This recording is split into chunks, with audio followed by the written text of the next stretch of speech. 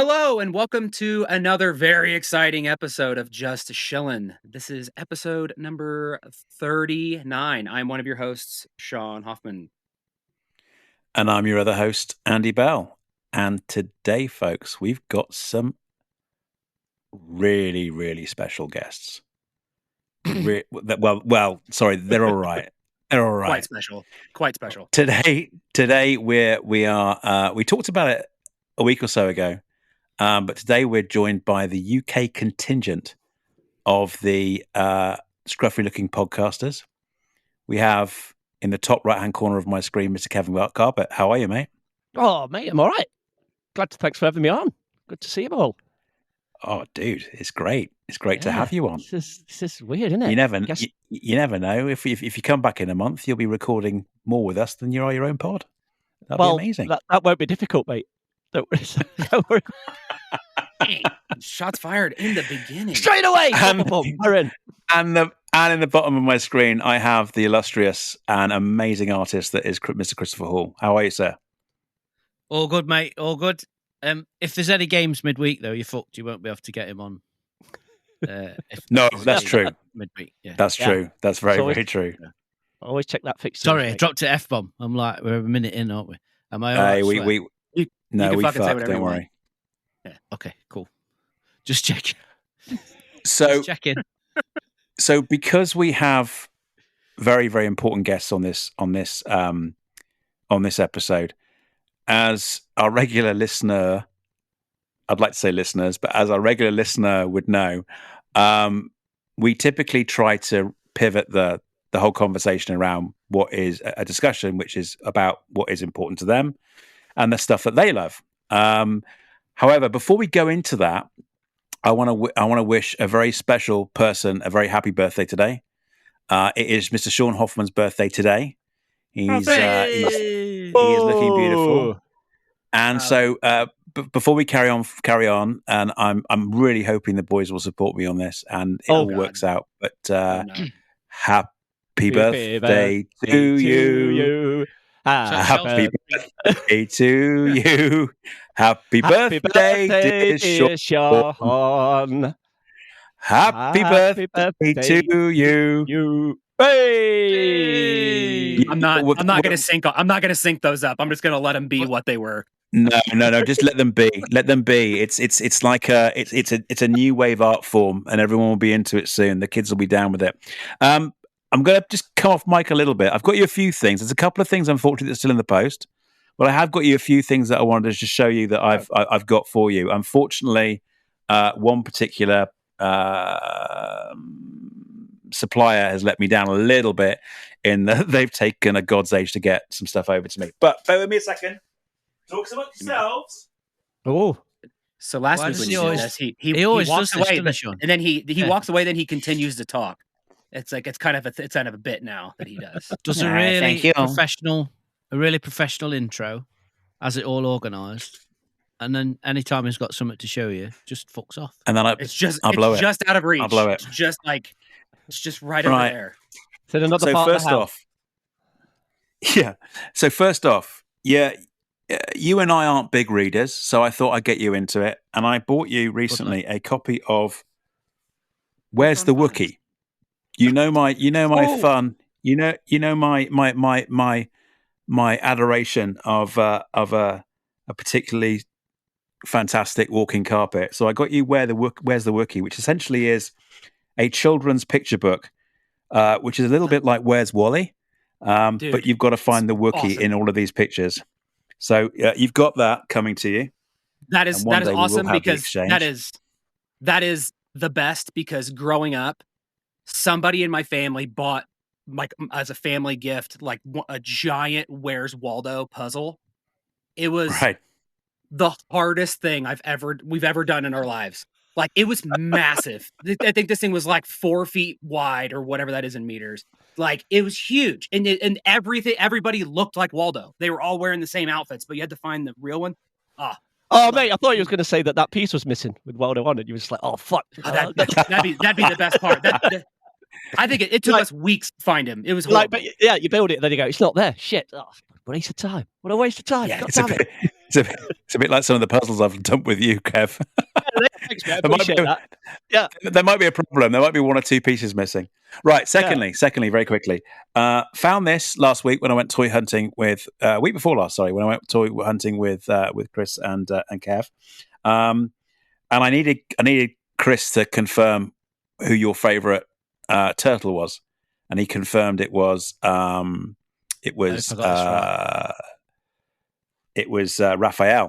That was the statue. Put it that way. That's the statue. I love all of them. Yeah, okay, but you've got that's not his favourite. That's I can tell. Oh no, don't worry about it. What I got for you is something called a scaler, which basically is a model. I don't know, a caricature of Raphael that you can wrap around your headphone cords or whatever. I don't really know what it is. I just saw it. Oh, dude, those are sick. I love that. Okay. So you've got that. Oh, yeah, they look like they're climbing like a little thing of bamboo. They're like, exactly. Nice. And then lastly, for the moment, there is more to come, and I will definitely make sure that you know what it is before I dump it off with you. But I took this inspiration from, I saw it and I covered it myself. It is vintage, so it's not in the most amazing of conditions, but I think it is based on from what I can see.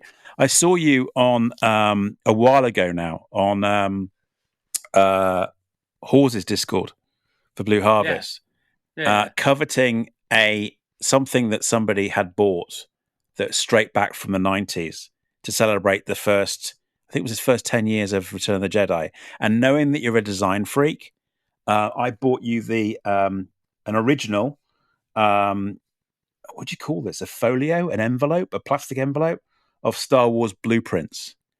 So in here, as opposed to it being, if you don't mind me looking into it, so this takes me back to my design days because it's your mitts off of it. Your fingers all over it. Oh, it's opened it. God damn it. So it's already opened it. It's already opened it. But what you've got here are the original engineering drawings. I mean, these all fold out into A3 sheets, so I'm not going to open it up for you. But what you've got here is the original engineering drawings. And the way it used to work back in, I mean, certainly in my day when I was at the drawing board, you used to basically use ink on a like a film, like a transparent film. Yeah. And then you put that, and then you'd overlay that film onto a piece of ammonia paper, and then run it. Chris, do you know what I'm talking about? You'd run it through a printer, which would take a copy of that original film. And that's what they've done here. And I have to say, they're in pretty good nick, because typically what would happen is over time, the ammonia, which was used as the bonding agent, would fade away. But they're in really good nick. So you've got about, I don't know, 15 blueprints in all. You've got R2. I mean, that's a tractor beam generator. Again, I mean, I could. And they all. I bought you this present for your birthday, lad. Do you want me to fucking show it you? I've opened it for you. I've opened it for you, and I'm going to show you everything in it. We set on an audio medium. Well done, Andy. Come on. Gentlemen, you two always make me laugh. I mean, I'm. You really are a couple of rib ticklers. But anyway, we set a precedence. We set a precedence a while ago when it came down to my birthday. So we've already set this precedent. So lay off. Awesome. Right. Awesome. Anyway, happy birthday, buddy. Thank you. Happy birthday, mate. Yeah, happy more birthday, to come, mate. Congrats, more mate. to come. Not far off the big 4-0, are you, mate? Not far off the big 4-0, I believe. Not far. But I'm hoping not too soon. Yeah, good lad. Mainly because I don't want to hear it from my partner. I don't want to hear it from her. She'll be like, "Oh, look at you, Mr. 40." Is she younger than you, mate? Yeah. Oh, mate, you fucked then. Yeah, you're fucked. Absolutely. But that's what's funny. It's like she's choosing to be with me. So isn't that more on her than it is on me? Oh, totally, mate. I can't help being that age. Yeah, totally, mate. Totally on her, mate. Oh, can you relate? Can you relate, Kev? No, I don't know what you mean. No idea what you're talking about. Mate, we've got 10 years, Emily and I. Oh, God, that's mad, isn't it? 10 years difference, mate. Oh, bless you. Fantastic. There you go. She's only in it for your money, you know. You better tell her. What? Or that 35 quid I've got in the bank, mate. Is that what she's really after me for, mate? Jesus Christ. No, mate, there's no money involved. No money. Legend. All right. So listen, before we start the meat and the potatoes of the pod, just let's have a quick round robin as to what we've been up to the last couple of weeks. Let's say a couple of minutes each, what we've been up to. Typically, we talk about the news, we talk about what we've been watching, listening, reading, or playing, all that kind of stuff. But in the interest of making sure that we focus this episode on you guys, let's just do it quite quickly. And to give you an idea of kind of how it's done when we've got guests on, Sean, do you mind going first, mate? What have you been up to? Anything you're excited about? And so on. First thing I'm excited about is, first of all, thank you for all the birthday wishes. I appreciate that and the gifts. Second, who says that men only get flowers once in their life at their funerals? Madison got me some lovely fall themed flowers for my birthday, and they're in my Han Solo geeky tiki back here of him in carbonite. Oh. So yeah, that's why those are sitting there looking all awesome. So I'm excited about that. That's cool. Other than that, the only other thing I've really been up to is I did buy one leg of our celebration flights. Andy, I know we've been talking about that for a while. I bought the flight out there, which was not bad. Good, reasonable deals. Then we started looking into the flights back, and I think I might just live in Japan after that because the return flights are unreal, and so that is currently well, it is. It's half the way, it's half the way on your journey to New Zealand. So you might as well. Do not on my birthday. Don't start that shit. Don't. She'll probably listen to this. So I'm gonna say, don't encourage that. What's the plan here then? So you're going to Japan. You're going to Tokyo. Are you going on somewhere else from there? Yeah. I think the current plan is I'm gonna fly over first. Yeah. For the beginning of celebration, it's a couple days. Madison will fly over later, and then we're probably gonna spend after celebration, maybe another week and a half there, depending. We're still kind of sorting that out. Trying to figure out when good flights are because it's kind of around Golden Week and cherry blossom season, and if we could find a good return flight, then we'll kind of book in it. But yeah, we're going to spend a little bit extra time and head south and do stuff like that. Oh, sweet. So that's brutal at the minute then, the return. That's like... from what we were looking at yesterday, the return flights were 5 times the cost of the sweet Jesus flights there. Yeah. That's for wow. That we may just stay for... Yeah, just abandon everything back home and stay there forever. Just wait for it to come down. Just a wonderful word of Japan. Why not? Just take it all. Just wait for the floodwaters to lower and see You're fine. So yeah, that's the biggest piece of news. My neighbors did piss me off, and so I'm putting my giant skeleton back up again this year, even though I told them all I wouldn't. So he's going back up. He's halfway assembled. They started some shit. And they hate my skeleton, so he's going right back up and looking right at their house. Yeah. So yeah, other than that, I'm in awe of you guys. It could be where I live, but it seems to be that we don't. The Brits do the trick or treat thing, but we certainly don't decorate our houses anywhere near as good as you guys. Would you agree with that, boys? No. I don't decorate my house at Christmas, mate. For God's sake, I just don't do nothing. That's way, way, way too much effort. I mean, come on. I like to look at other people's and go, they've made a great job of that, but doing it yourself. Okay, no. Let me rephrase the question. Do you have neighbours that decorate their house at Halloween? Oh yeah. Yes. Okay, yes. Fine. So I'm talking shy. Okay, no. They start putting them projectors up now, that like beam. They're like the really big thing over here at the minute. So you get like projectors that go on, and then I like the green and red, like lasers, and it's like, dude, I need one of those just all the time. Those are sick. Absolutely. So you get like loads of them. Same at Christmas, but I quite like looking at other people's, but I don't do it myself. Absolutely. Yeah, I only put the gigantic skeleton up, and then I usually forget to take him down before it snows. And so that's why he hasn't been up in a while, because the year we got like 1 million feet of snow, he got completely buried.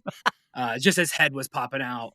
And so now he's back. I've decided to dig him back out and put it back together again. But to your point, Andy, I think a lot of the over decorating, I mean, decorating's always been pretty big over here for like Halloween and stuff. But I do think since the trick or treating is like going down, like it's all becoming like everybody's worried. And so they're all like going to parking lots and doing like trunk or treating instead of going to people's houses. And so people are like, well, if no one's going to come to the house and get candy, then like we might as well just decorate like crazy to kind of feel the spirit. So I definitely feel one going down while the other's going up, but got it. Yeah. I'm with you, man. Excited to annoy my neighbors. So that's where I'm at. That's a pleasure. I enjoy doing that. It's great, isn't it? Yeah, it's great. Good fun. What about you, Chris? What have you been up to the last couple of weeks? Anything excited about? Give us a little. Well, anything that got you excited? Anything that you're excited about that's coming up? Just give us a little snapshot in the life of Hall. Epic toy adventure, didn't we? The other weekend that we were at the NEC, which you guys have already talked about, and I'm sure we'll talk about a bit more. So, yeah, that was rad. Was the daily grind, mate. Working hard or hardly working. That seems to be what my life consists of. No, I've got fucking spinning plates, mate. Like always, Kev knows that. My life's mad, isn't it, Kev? Mate, it's fucking legendary, mate. I love getting the messages and the updates of his kid's life and Chris's life and the absolute mayhem that it is involved. But yeah, it's great fun, mate. I love it every single day. I love it. I've got a 15-year-old that's currently in Paris. So first time away from home. So that's all a bit like, we're all a bit anxious and following that. And then she gets back and some American and some Southern twat arrive this weekend. So that's going to be fun. Mm-hmm. And then you guys go. And then my 10-year-old's off next week on his first trip away. So wow, all sorts of stuff. Yeah. So a lot of logistics going on, spinning lots of plates, multiple projects on the go as per usual.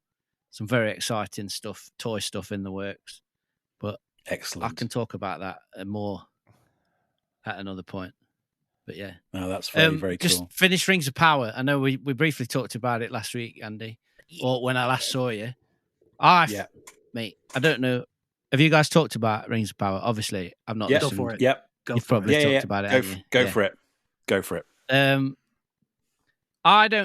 I can't remember a series that's took such a big upswing from Series 1 to Series 2 in recent years.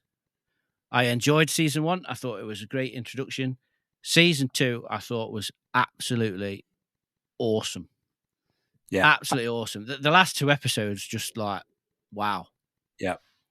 Has it finished now? Season finale. Has it finished? Yeah, it finished last week. Right, it has finished. Yeah, because I haven't started it yet. I've watched Season 1, but I have got to get. Oh man, you are in. You're in for a treat. You're in for a treat. Honestly, Sean, I'm just going to kind of do that thing of blitzing it, like just boom, get it all done in one sort of blitz and just get it watched. But Chris, you were raving about it the other week. Yeah. Oh mate, it's superb, and I won't spend too much time on it because Sean has already heard this. But do you remember when Season 1 came out? It was the same time as the first season of House of the Dragon came out at the same time, and I wouldn't say that they were being played off against each other, but from a personal taste point of view, I ended that season. I mean, we were starving anyway because it was during lockdown, but I ended Season 1 of both shows really firmly in the camp of House of the Dragon. It's completely flipped on its head this year. While I enjoyed House of the Dragon, I thought that the ending was kind of like, well, we know we're not really. There's not been that much progression since the end of Season 1, apart from a bunch of gnarly, outrageous shit, which Game of Thrones does really, really well. But this, honestly, I loved Season 2. I thought I can't wait for Season 3. I hope it's already. I don't even know if it's in develop at the moment. I can't. I hate the idea of waiting another couple of years for season 3 to come along, because it ended so perfectly. It really, really did. Yeah. So there's going to be more, isn't there, of Rings of Power? Oh, they have to. They have to. Yeah. They have to. You haven't seen it yet, but they've left one monumental thing remaining that needs to happen. So, yeah. So they have to. They just have to. Sweet.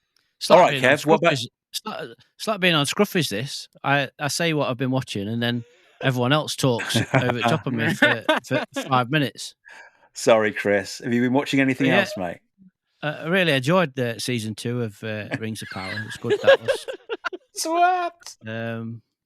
That's awesome. Yeah, I'm glad you enjoyed it too, Andy.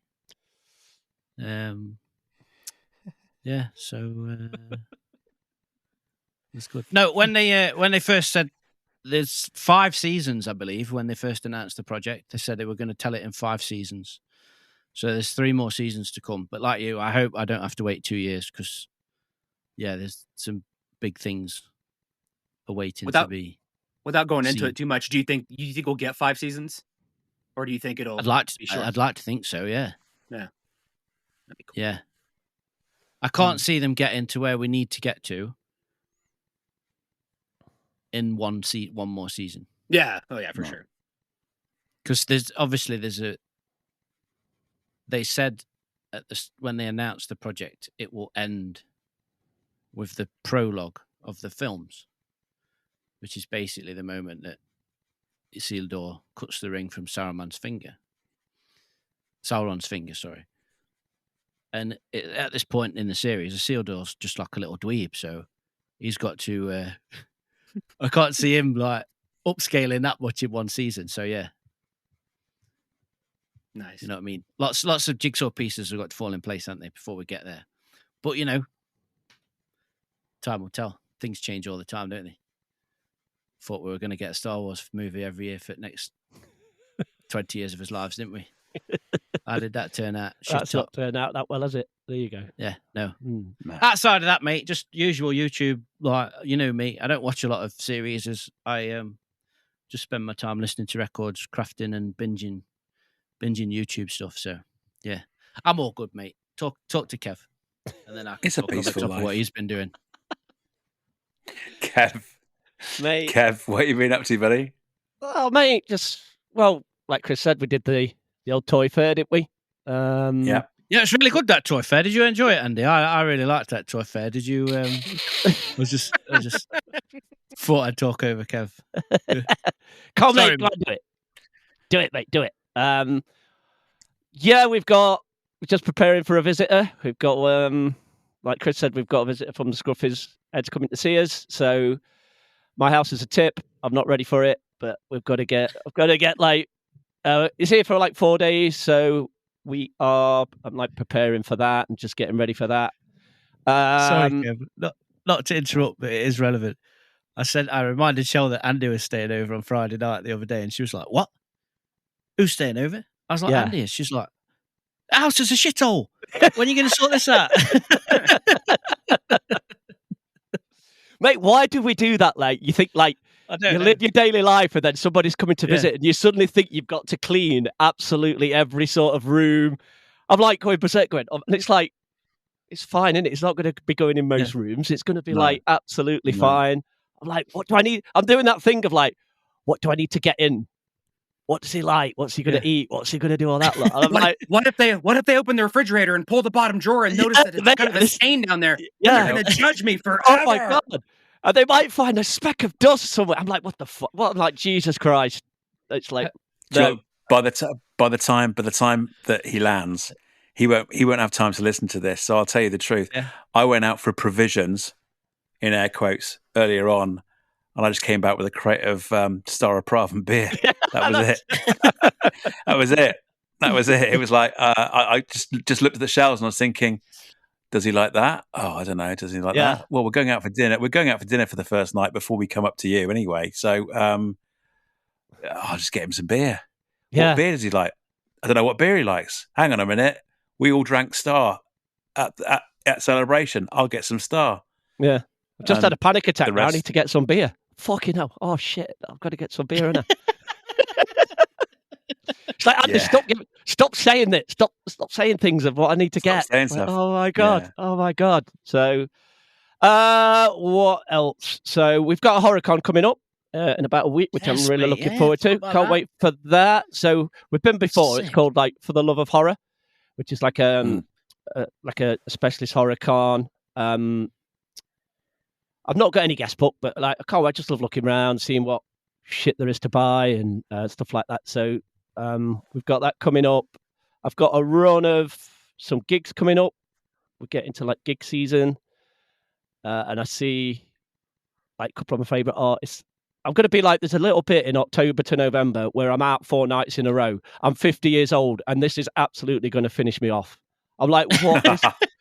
Seriously, I'm like, why have I done this?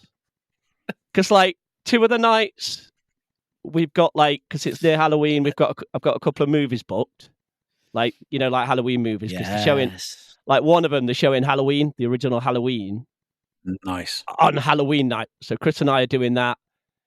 And the guy who's doing it, Matt Ferguson, you get like a free art print with it.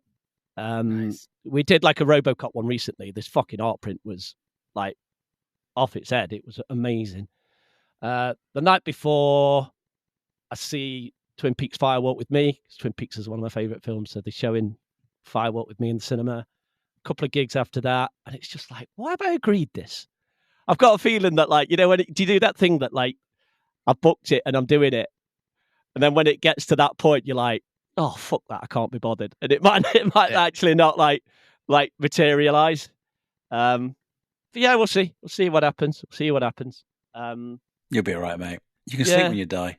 Exactly, mate. Are they school nights? Kev? Yeah. Midweek oh, job? Mate, they're all like, I think a couple of the gigs are Friday, Saturday, and then the films are like, so it's like, what have I got myself in for? And the gigs are like 2-hour drive away and 2-hour back. Yeah. You're like, what is going on in the midweek? That's insane, isn't it? Trish said to me at work today, Kev, she's like, oh, do you want to come and see Beartooth in a week? Next week? We've got a spare ticket. Thinking it'll be Rock City. I was like, yes, mate, I'm down for that. Fucking go, she's like, oh, it's in Manchester. I was like, on a Wednesday night? Get fucked. Not a chance. That's a good show, though. That's a good show, I will say. They put on a good one. Yeah, worth it then, mate. Worth it. There you go. All that's happening. Not in mid-40s, mate. But currently, what am I watching? My favourite show at the minute is The Penguin. Nice. Which I'm absolutely fucking adoring. Colin Farrell is off next level.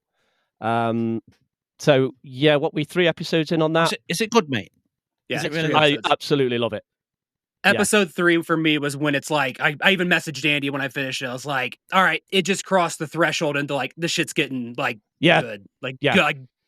Yeah, it's good. It's like first it was like set up. It's like, okay, yeah, it's good, but now it's like, fucking watch it. Oh, mate, I was completely agree with that. That 3rd episode was like, I thought the first 2 were fantastic, but like this 3rd one is like, okay, this is sort of getting like next level now. And nice. The bit with Sophia Falcone, who's brilliant, by the way. That character is proper becoming my favorite in that show. I cannot look away. I'm just like, this is. Madison was sitting there with me, and I was like, "Yo, this is my kind of crazy." Yeah, I could watch this all day. And what a great job Farrell does behind all that makeup, portraying. Like, oh my god, it's like absolute brilliant. You take it for granted after a while. You're like, dude, they had that makeup was probably half the budget, and he's in it the whole time. Yeah, it's wild. It's a fantastic show. So is it 3, Sean? We're down 3 now, isn't it? 3 episodes in. Yeah, and 3 episodes in. Yeah, so I've watched the first 2 a couple of times, so I'm going to rewatch the 3rd one because I kind of can't watch them till like Monday nights here because like the time difference and what have you. Yeah. So I'm going to rewatch that again. But I mean, I'm so excited for the Batman 2 to lead up to where this goes into that. So that's pretty much it. Is that the plan? Is it? This leads up to the next. Yeah, Matt Reeves has pretty much said that the end of this will lead directly into the Batman 2. Nice. Because it's obviously going to be involved in the series. He's produced it. Right. He's like produced it, and maybe I'm wrong, but he might have written sort of part because it's obviously going to tie in to the next one. Because it's obviously like Oz's rise to power and him. I mean, the comparisons with The Sopranos is just absolutely spot on because it's, there's even a little bit in it with like his mum, so it's like the Tony Soprano sort of comparisons are way on. And this show is definitely that because it's a gangster show and it's just leading. Oh, mate. Well, how do I watch this, mate? And it's got the side characters too. It's kind of nice. It's like, it's not just about him and like that Sicilian and soprano kind of stuff. It's like, it's got other people that really kind of, I think, bring the extra weight. So it's not just that caricature the whole time. Yeah. It's pretty cool. I loved it this week, Sean, because they even mentioned about it that he can't get made. And it's like that, it's like you can't get made because of who you are. You're not Italian. And I'm like, Jesus Christ, this is so much soprano influence. It's amazing. Nice. So, but yeah, that's about it. Just like Chris said, just daily things, listening to records when I can, and just plodding on with stuff. It's a good life. I'll be quick because it's been relatively simple for me this week. Sean, I finished Outlaws at the weekend. So I finished Outlaws at the weekend. I'm still doing an hour or so. Boys, this is the new Star Wars game. Which I know you're both really into your gaming. Well into that, mate. Yeah. Anyway, it's a good yarn. It's a good yarn. It's a really, really good story, and the ending is nice. Where's this one set, mate? Where's this set? Between Empire and Jedi. Okay. So it's set between. It's a young lady that is brought up in Canterbike. She's down on her luck. Her mum was a thief, was a thief, a mercenary, a gun for hire. She buggered off and left this kid to fend for herself. So she grew up as an orphan, albeit under the protection of this guy that runs a bar in Canterbike. And then she eventually pisses so many people off that she's got to escape Canterbike, and she becomes part of the underworld herself. And so you spend the story basically doing work for the Hutts, the Pikes, pissing off more people.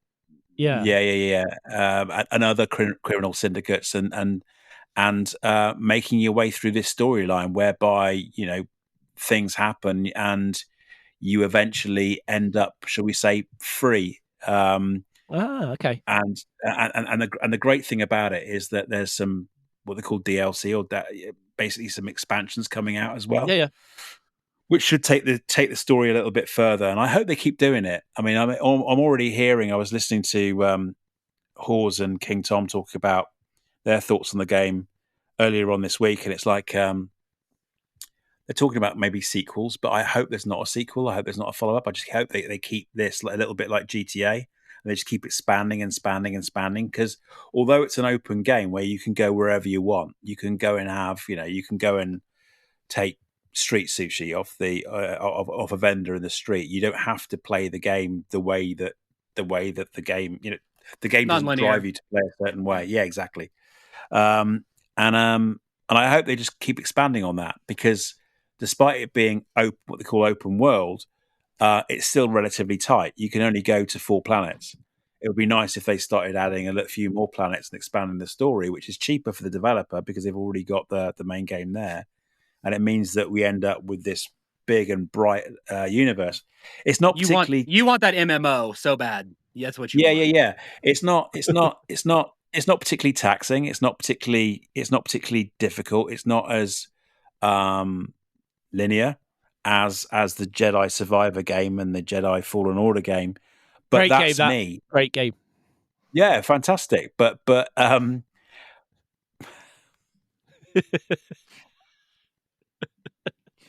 yeah, but for me, it's like you go from A to B to C to D to E, and you finish the game. Whereas this, you can just go wherever you want, and I love that shit. And more than any other Star Wars game I've played for quite a few years, it's quite immersive. It's populated. There's a lot of people there. They're all doing their own thing and everything, and I love that, as opposed to the people the non-playable characters in the game serving a purpose for you, for your game. And I love that. I love that shit. Now, so as I finish that, Andy, sorry, do you take different characters in the game as well, or is it just purely her? You play her and only her.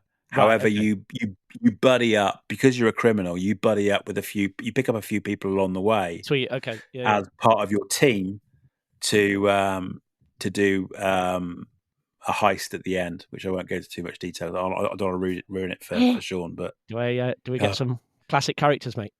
Is it okay? In a spoiler-free way, is it impactful or is it pretty well isolated? Like the story kind of arc, if that makes sense. The story reminds me a little bit, not of the content, but of the conclusion. Reminds me a little bit of that film that came out, was meant to come out, called Solo. And what? I know. It's Solo. What's that? Yeah. In that she brushes with the Galactic Civil War on more than one occasion. So while she's doing this shady stuff, she finds out that some of her clients may or may not be involved in the Galactic Civil War, and the conclusion of it, of the story, suggests that maybe in the future she might be part of it. Or on the other hand, if you choose not to, she can carry on being part of being a thief. And her ship was in the background of the Rise of Skywalker the entire time. Yeah, but which one wasn't? You couldn't spot them unless you had a magnifying glass.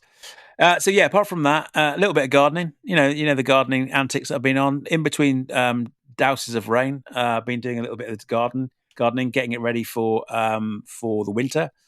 And then lastly, basically trying to get my head around the idea of having a visitor tomorrow. So I'm going up early in the morning, firing over to Heathrow because Ed thinks I live near London, despite the fact that I live near 2.5 hours away. But anyway, I'm on my way to pick him up from the airport.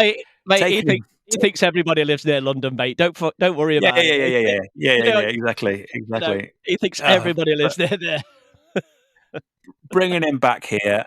Again, I don't think he'll listen to this before I actually pick him up. So the plan is in the afternoon to take him to a place called Puzzlewood, which is not too far away from me. Now, Puzzlewood's a filming location, and it was actually used as Takodana in The Force Awakens. Really funky looking place. It's also been used in like not The Hobbit. Was it The Hobbit or Lord of the Rings? Anyway, it's been used in quite a lot of productions. It's quite it's an old mine. It's an old mine that's been kind of overgrown by these ridiculously old trees. So in other words, magical, isn't it? It's mental that the roots of the trees have actually bust out of the ground and kind of found their way to bust into the steps that the miners used to use in this old landscape. It's a beautiful place, absolutely beautiful, but very, very weird at the same time. So hopefully going to take him there tomorrow afternoon if he's got the energy. And then evening, when we went there, Andy, we took the kids. They didn't have a clue where they were or what they were doing. They don't give a shit about Star Wars. And I was just walking around all the time going, the girl I've heard so much about. Brilliant. Mate, how did Shell take that, mate?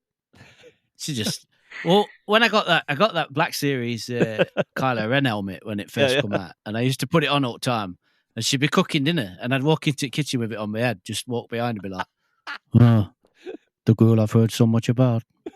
She wouldn't even react, mate. She'd just carry on cooking. Not even turn and look at you, mate. Not even turn and look. Just forget it. Sorry, I'm going to keep doing it until I get a reaction. You might as well do something. I love that though. I think that's my favourite Kylo Ren line. Not to digress, like. The girl I've heard so much about. Carry on. No, it's very good. Then take him out for a bite to eat in the evening. And like I said to you guys offline earlier on, it would be great to. He's like a He's like a Springer Spaniel, is our Ed. So I'm hoping I've tired him out by that point, and he'll collapse, and the jet lag will kick in, and I won't see him till the following morning. At which point, we'll get up slowly and make our way up north to see you boys. Yeah, sweet, mate. So looking forward to it. Yeah, I can't wait. Take your time, mate. I've got lots to do on Friday. No, yeah, actually, Andy, take him out Friday and wear him out, will you? Yeah. Take him for a run on the Dales. Yeah. Hey, he'd like Take that. him off the lead. He'd like that. He'd like that. Edward, he's a runner. He'll do it. So for people who don't know, he's not a dog. This is a person.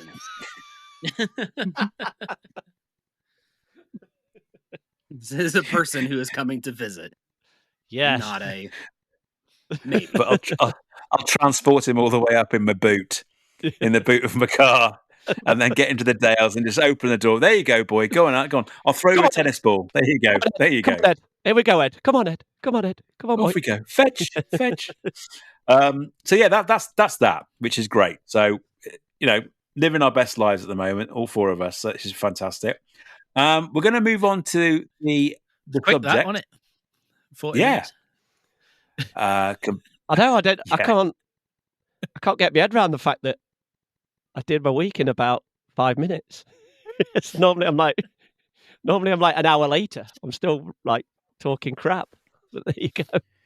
Oh, we never noticed. Yeah.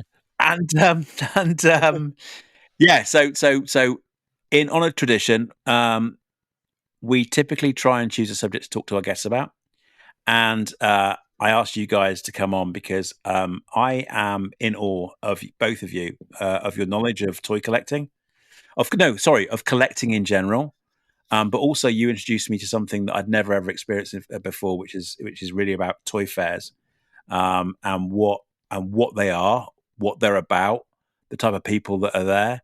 So rather than me do a really, really bad job of explaining what it's all about, I was wondering if you guys could maybe share a small part of this segment together and kind of explain to the team that are listening how you discovered these toy fairs, why you find them fascinating, what you get out of it, and really, I guess I'm trying to say why they've become part of your life.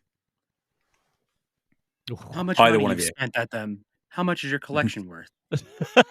No. What's your favorite? We're going to do that. We're going to move there in a minute. But in the meantime, I don't care who kicks off. But if one of you can explain to everyone, these toy fairs, which they're not a con. They're nothing. And I was trying to explain last week to Sean, they're not a con. It's something very, very different. So go on, one of you, Chris, do it. Yeah. Okay. So toy fairs, like Andy just said, it's not a Comic-Con. There's no big corporate sponsors there. It's literally just tables and tables of independent traders selling anything from model kits to train sets to 80s action figures to soft toys, trading cards, Lego, anything vintage you can think of and nostalgic from our childhood. I would say that the demographic is very, very broad.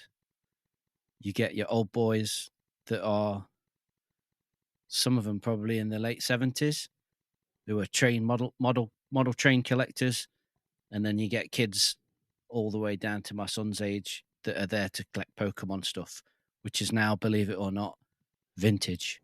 Yes, we are that old. It's mad, isn't it? Pokemon is now vintage.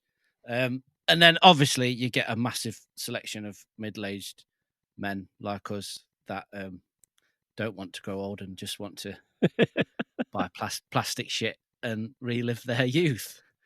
But yeah, you'd normally, like, there's the variety of stuff there is insane.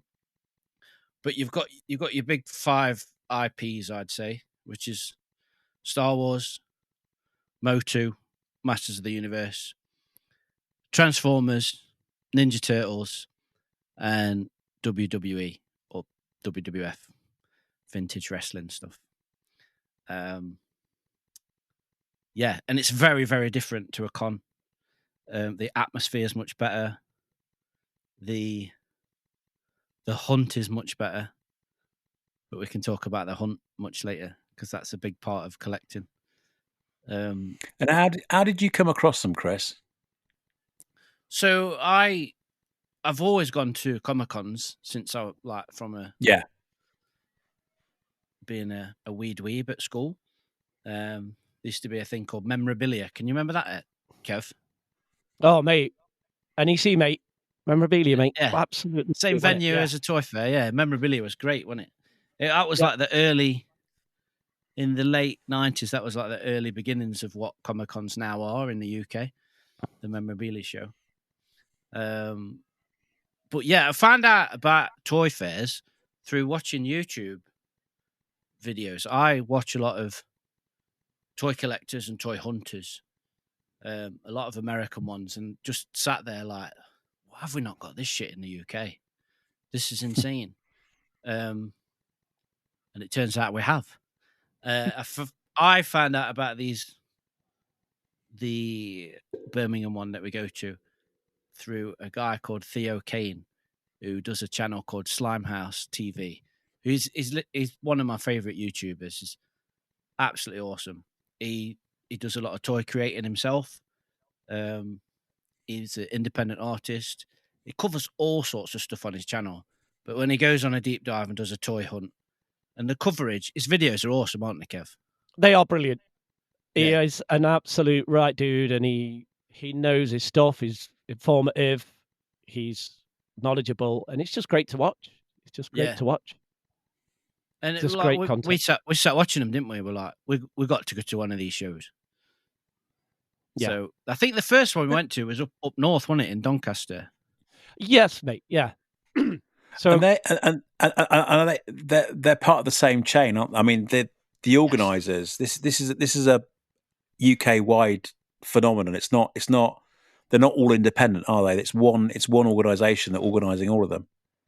There are other toy fairs around the country, but the ones that we've been to and the biggest ones are run by BP Toy Fairs. Yeah. Mm. Yeah. Right. And did you? So, I met you guys at Celebration for the first time, and I thought you were all right. And then we met up. and then you spoke to us and thought, oh shit. And then I spent some time with you. And I thought, ooh, reverse. Oh shit! What have I done? This vehicle's reversing. And then we met in Leicester, didn't we? At Leicester Toy Village, which is the is it Toy Village? Vintage Toys. Leicester Vintage Toys. Yeah, that was it. So my question is, which is basically pretty much a guy that, or a couple of guys that own a store and have quite a prolific presence both online but also in the trading community on vintage toys. Did you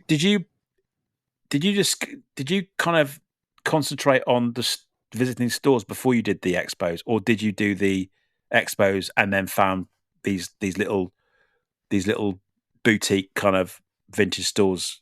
So which came first, the stores or the fairs?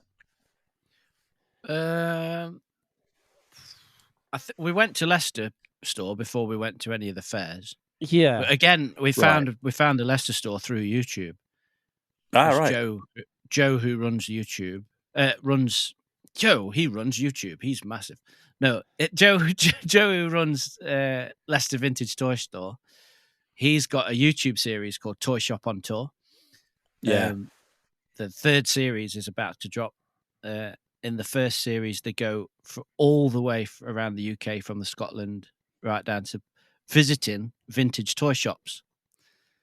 And in the second series, they do the same thing in Europe. But they also occasionally go to toy fairs as well around Europe. And they're incredible. The knowledge of Joe is just, it's unbelievable. And he's such a good guy as well. He's such a nice guy, and like you say, such a big presence in the UK collecting scene. But yeah, we went. I think we went to Leicester first before we did any toy shows. Is that right, Kev?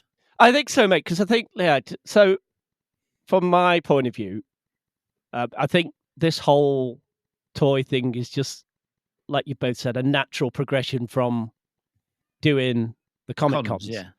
And it's, us, the four of us know about them. And I think we were getting to a point where we were getting like, I know this sounds a bit cheesy, but like conned out, like comic conned out. They were getting the same. Absolutely. Yeah, we got burned and we got, look, Chris and I have been mates for quite a while now. We love the same sort of thing. We love the same sort of collecting. And we were going to some of these comic cons. And I'm not joking. We went to like one in Sheffield. I think we were there for like 40 minutes or 45 minutes. Yeah. And it was really absolute dog shit. And we were just like, all we're seeing here is the same old Hasbro shite, like time after time. The same Black Series, the same. There was nothing. Walls and walls, Funko Pops.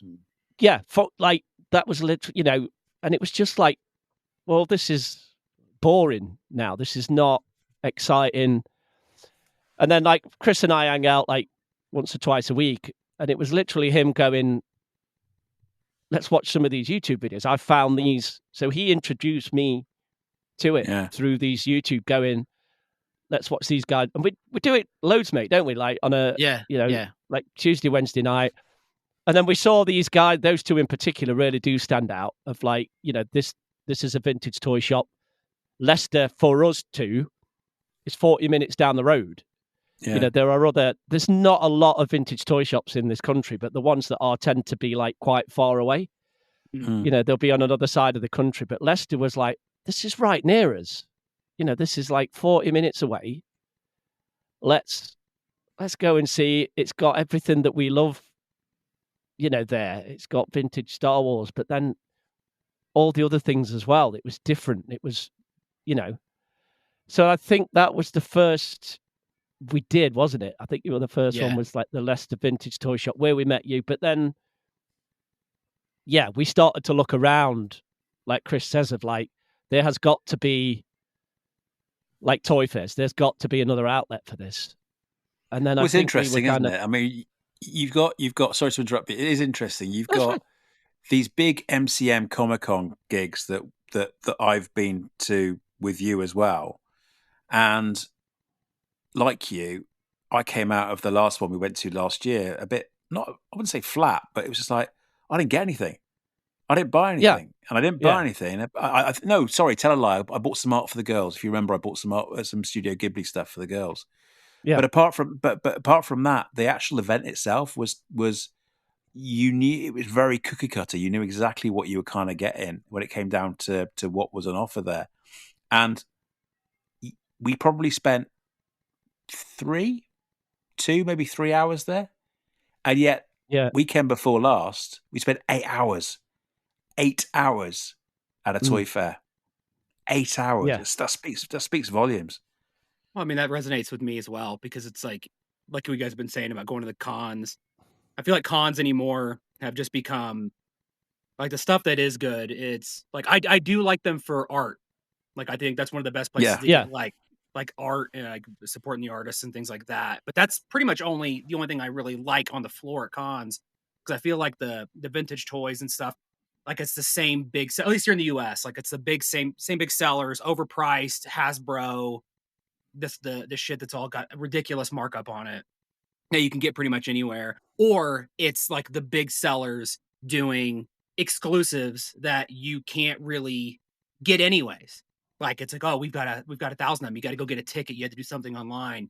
You had to do some social media posts, whatever. So it's like it kind of killed that kind of hunt thing for me. But I have noticed that like I don't go to the toy fairs like you guys are, but it's something that definitely interests me, because this idea of the toy fair or the collecting, it sparks something of like once you realize what's out there, like my imagination just starts going of like, you know what, I would really like to have this one thing I used to have when I was a kid again, like, but I'd like to have it pristine. Or like my Voltron back here, it's like I don't want the original ones that we had. I want like a new, nicer, updated version. And so it's like you can go out and find these stuff and really start to discover more naturally what is physically out there. And I think I'm sure you guys will get to the hunt, like, because once you know what you want, then go finding it. But even just seeing what's available, because I think we all assume it's like, oh, it's old, it's not there anymore, or it's whatever, or it's in private collector hands. It's like, no, there's still a ton of stuff floating around, and so I think that's really exciting for me personally. And that goes it goes twofold as well. Sorry, like Chris said, you've hit the nail on the head. But there's also, for me, with these vintage toy fairs, you have that side of it where, like most toys, me, Chris, Andy will talk about, are you looking for anything? What are you after? And it might be like Chris will be like, I had this old wrestling figure, or like it might be me going, oh, I'm after this old Batman figure or something like that. But what I love about them as well is seeing things you didn't even know were out at the time. You'll see figures and you'll go, holy shit, what was this? I don't even remember. And we'll be standing there like Googling these in line, looking at like, because there's like an old vintage bloody Commando figure or something like weird like that, like from the 90s. And I love, you've got both sides of it, because you've got something that you remember, but then really like bizarre, weird shit that you can't even remember. Or you go like, where did this come out? Yeah. When, it might be from Terminator 2, or it might be just from anything. It might be just like a Muppets toy that I love, because I love the Muppets growing up. It might be from Batman, or it might be from something else. And you go, I don't even know. I can't remember this. Where did this come from? Where? Yeah. Well, it kind of makes me feel like little miniature museums. It's like, I don't necessarily want to go buy everything. I just want to see it and touch it. Like, that's cool. Like, I can appreciate it. Yeah. And you'll always see things that are out of your price range. You'll go in there and you'll go like, what the, you'll see something. You'll go, what the hell was that? And it's like, you'll Google it and it's from like the 80s or from the 90s. And it's just like some amazing figure of something. And you're just going like, I didn't even know that existed. But then you'll see something that triggers something of like, holy shit, I remember having that. I bought that, for then. And it was, that's the killer for me. Is that you can't put a price on that at all.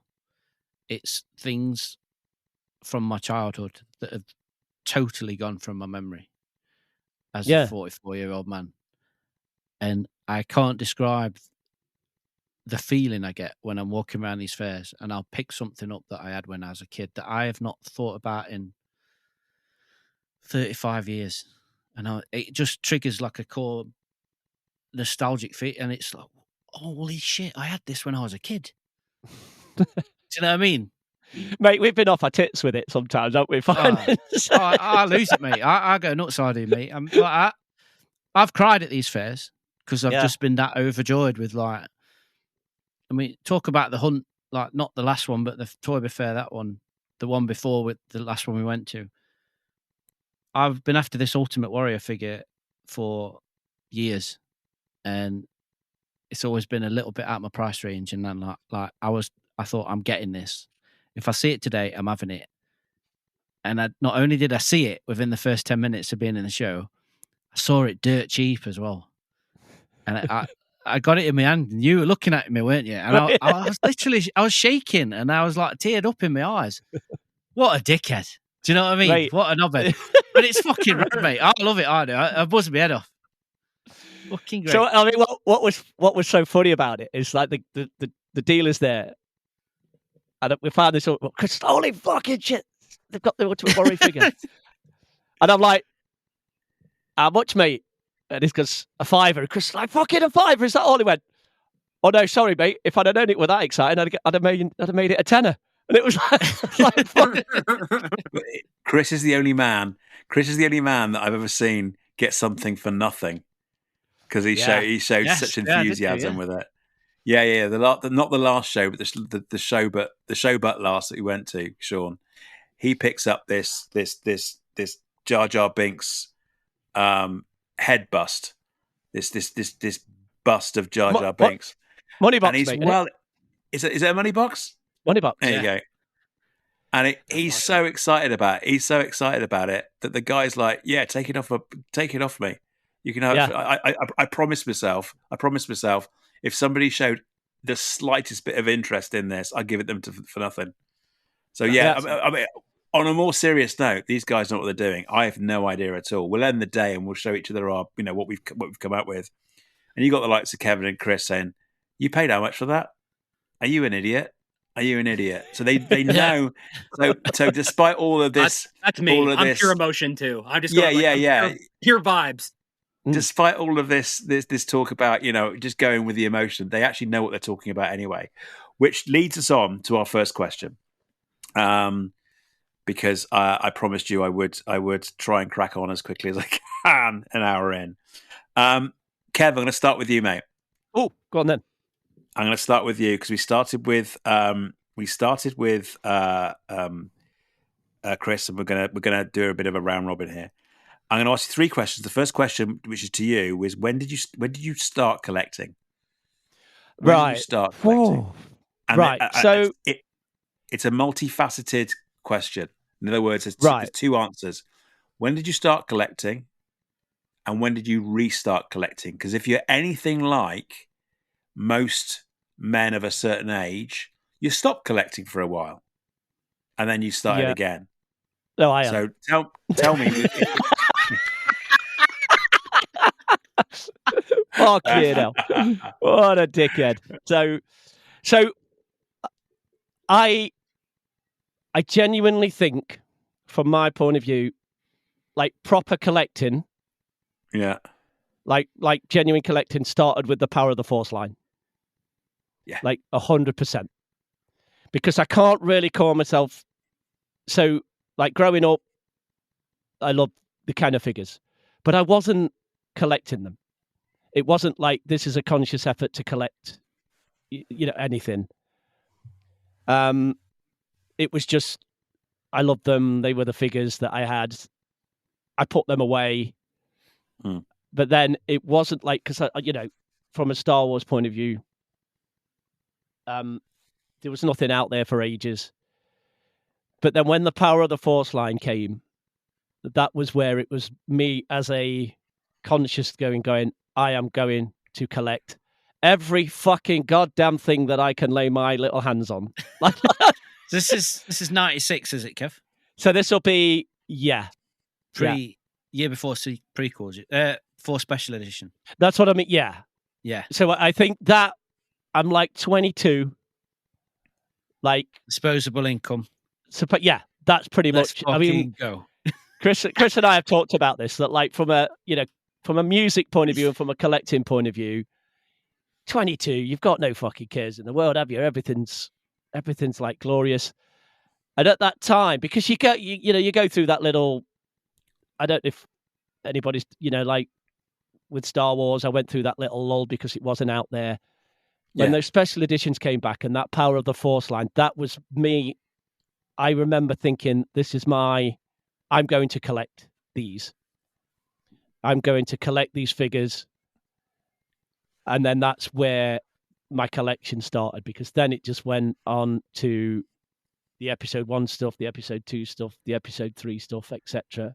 And it just you and I went through the some of the stalls, and I never collected Power of the Force because I only knew Power of the Force as the Wave 1s, which were the big burly. The big muscle guys. The big muscle guys.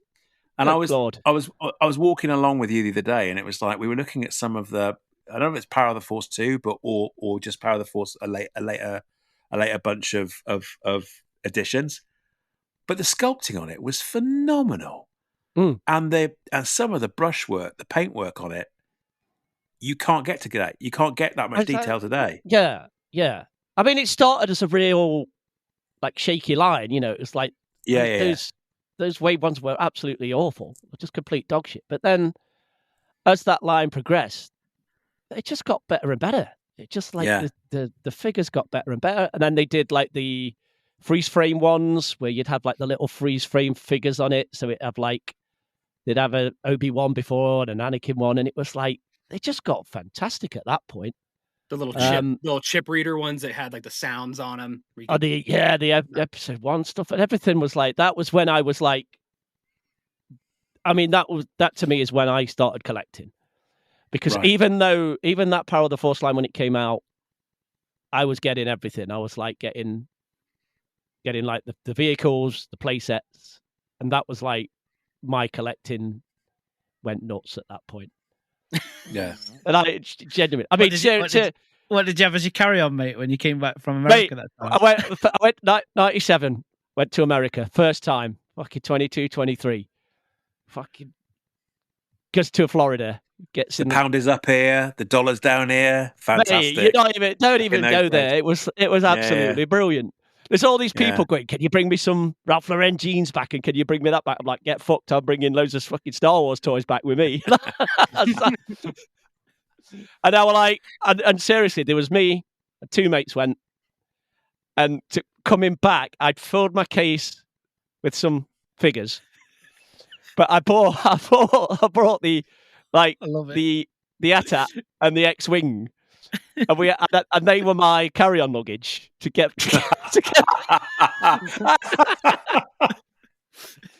And we went through, and I'd got one, and my mate's got the other, so I'm strutting through, and this line was like, "Are those for your kids back home?" I'm like, "No, mate, these are mine. These." Do you know what? I would have said yes. I should have done yeah. I should have been like, yeah, my little boy's gonna love these. He's gonna love these. Have you got kids? No. It's just... The little boy is me. I am him. Yeah. Yes, I am him as he is me. And it was just like that is my absolute. When I started collecting. So was that consistent right up to today? You never stopped since, or did you have a bit of a break? I genuinely think my taste, I've changed what I've collected. You know, I think we all go through little ups and downs with things and fads and things and whatever. But I've genuinely been always a collector, collecting something. Yeah, because I then started to go back to like the Kenner line, you know, or something like that. I'd start collecting that. I was collecting, I started to, when vinyl, I've collected records nearly most of my life, which both Chris and I do as well. So there's always been some form of collecting since that in my life. I don't think I've ever stopped and then gone back. And things have changed, you know, and your taste changed. But I honestly think genuinely I've always been sort of collecting something.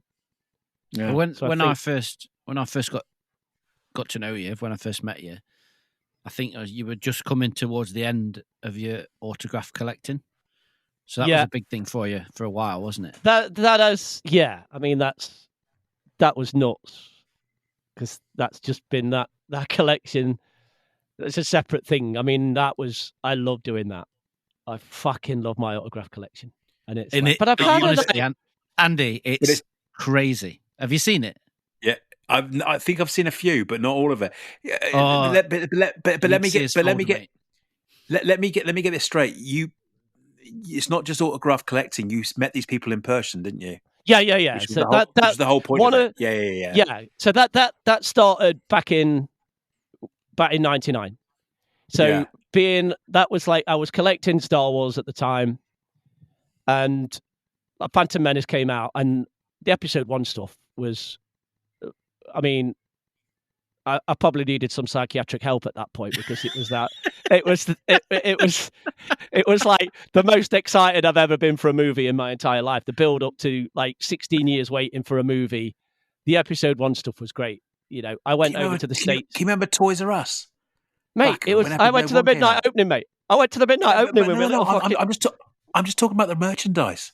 Yeah, it was amazing. For episode 1, it was like there were 2 or 3 aisles, all Star Wars. It was brilliant. Huge. Yeah, I'm with you. I mean, I did that stupid thing. Which people know who listen to our pod. I flew over to the States to watch the Phantom Menace because we were getting it 2 months after them. Mate, I went to FAO Schwartz. Jesus Christ! Like it was absolutely, talk about emotional about something. It was just like, this place is amazing. But I'd never really thought about collecting autographs. It wasn't ever conscious. But we had a store near us in Nottingham called Another World. Oh, and it was R.I.P. and it was like pour one out for Another World, because that store was unreal, mate. Yeah, it was such a good shop. So they had a street in Nottingham, and it had two of my absolute favourite shops of all time on it.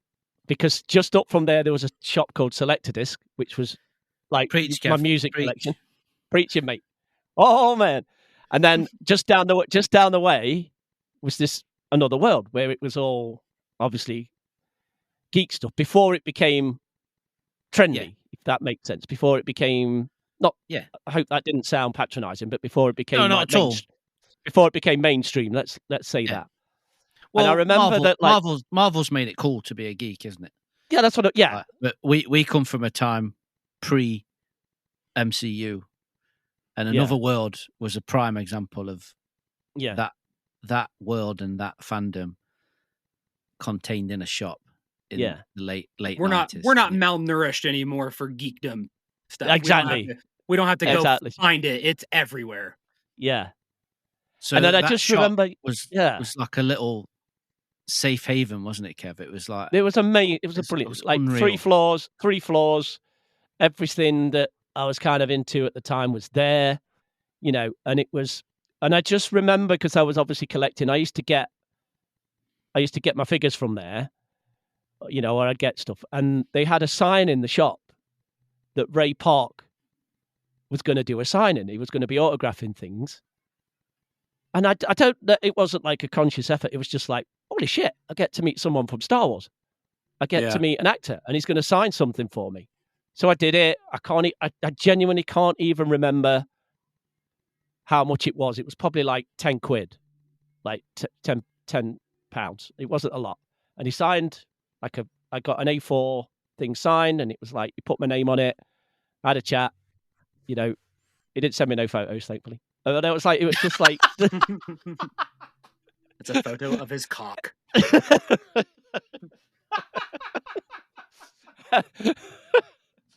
And it was like, but it just started something, because it was then like, then it was, there's these Comic Cons, and you get to meet actors, and you get to meet stars, and you get to meet people. Ever since I was a kid, I've absolutely, Star Wars has been everything, and it just started. It wasn't like I need to get this many. I've just wanted to meet these people and talk about Star Wars and talk about their experience, but get their autograph. And I always said, it had to be me meeting them, and they had to put my name on the picture. Yeah, I respect that. Because you're not like an awful lot of people out there that are just literally interested in the no, they'll never get sold on anything like that, and it was just like that. So so I don't think I've ever not collected something since then. So, and then it's just progressed now, because I don't hold that. Absolutely, put a pin in. Yeah, put a pin in that. We'll talk about what you're collecting today in a second. Well, let me jump in. I want to jump in on that autograph thing real quick too, because I think if you would have asked me, like, this has become important to me in recent years, I think. Because if you would have asked me like 2 or 3 years ago, maybe, I don't know how long, 5 years ago, like autographs, I would have been that person who's like, they're whatever, they're fluff. I'm not going to go to a con and waste my money on, these are air quotes, I'm not going to go to a con and waste my money on an autograph. But I did it, what was it, in Anaheim for the first time. I don't remember why I did it.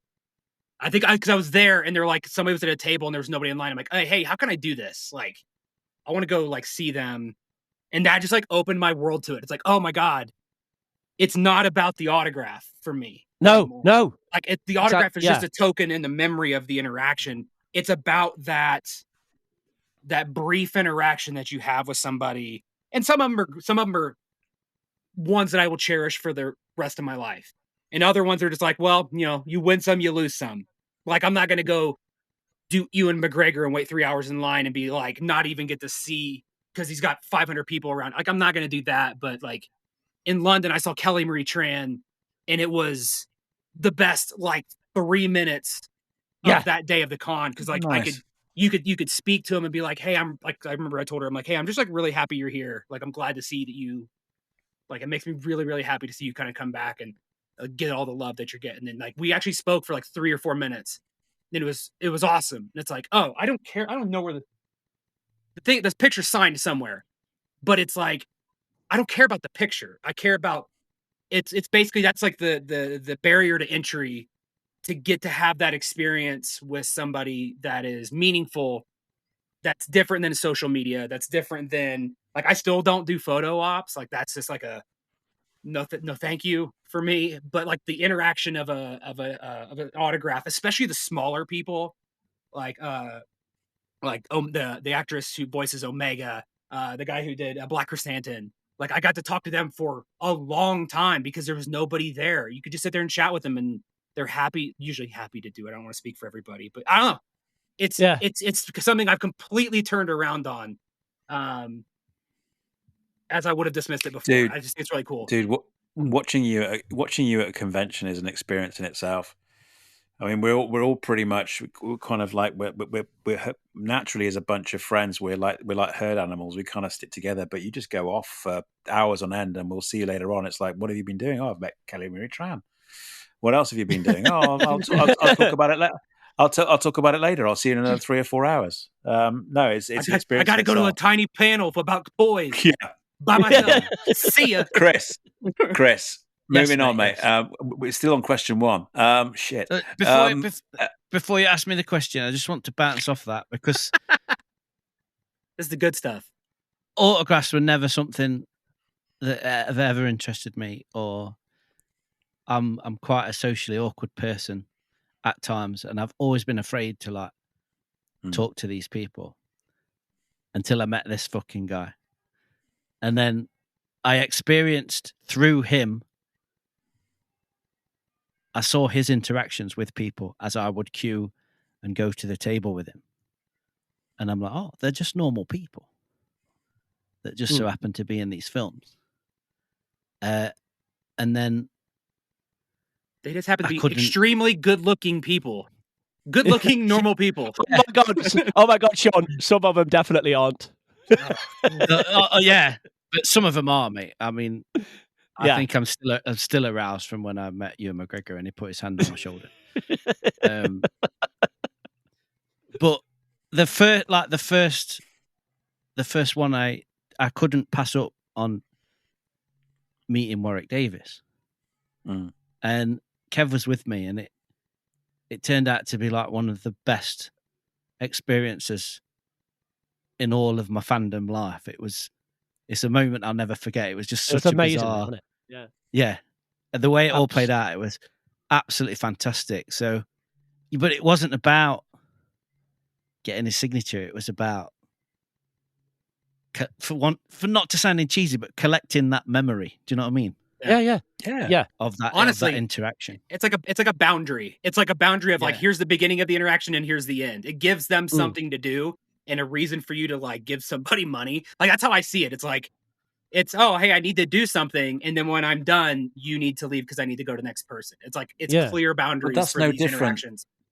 But that's the same kind of endorphins or whatever it is that you get from when you go to a toy fair. I mean, you talked earlier on about the shock value and the emotional journey you go through when you see something that is made out of plastic that made you feel, that brought you back to when you were 5 years old. There's no difference between that kind of feeling and then meeting someone like that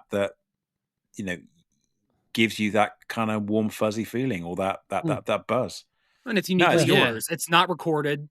It's not. And no one else gets that exact same experience that you got. So whatever you put into it, you can potentially get out of it. Fuck me. No one gets my experience because inadvertently met RoboCop at the same time. Yeah, unbelievable. I mean, I'm not going to. I've told this story at verbatim like millions of times, but I'm talking to Wicket and RoboCop walks over and starts talking, like interrupting our conversation. And I'm about to turn to this guy and be like, "Excuse me, I'm like talking to Warwick here," and literally Peter Weller stood next to me, like having a conversation with Warwick and like apologising to me for interrupting. I'm like, "Fuck you know." Crazy. Yeah, it was mad. Doesn't Mate, matter. one of the best ones we did though, mate. That one. Do you want to spit in my face? Yeah. Oh, Sorry, so the best ones we did. No, one of the best ones we did. That was sort of thing, but it wasn't like just to finish that. It wasn't ever, which is why I don't really sometimes get when people sort of send off for autographs, because it's just like I'm only going to get those autographs if I meet them. Mm-hmm. I mean, that has changed a little bit because it's obviously that's got more expensive and people are like, what's it? But like when I used to go to cons, you could get them for like 15 quid, 10 quid, and you could just have a chat with them and just like talk to them, what, about their Star Wars experience or whatever it was. And it was just, that's just collecting. That was exactly like Chris said, just getting that memory of it. And it was great. And it's branched out a little bit now because obviously now loads of people do it. So it's not just Star Wars anymore. You start looking at other things, and so that's always been there, that autograph one. So very cool, very very cool. Yeah.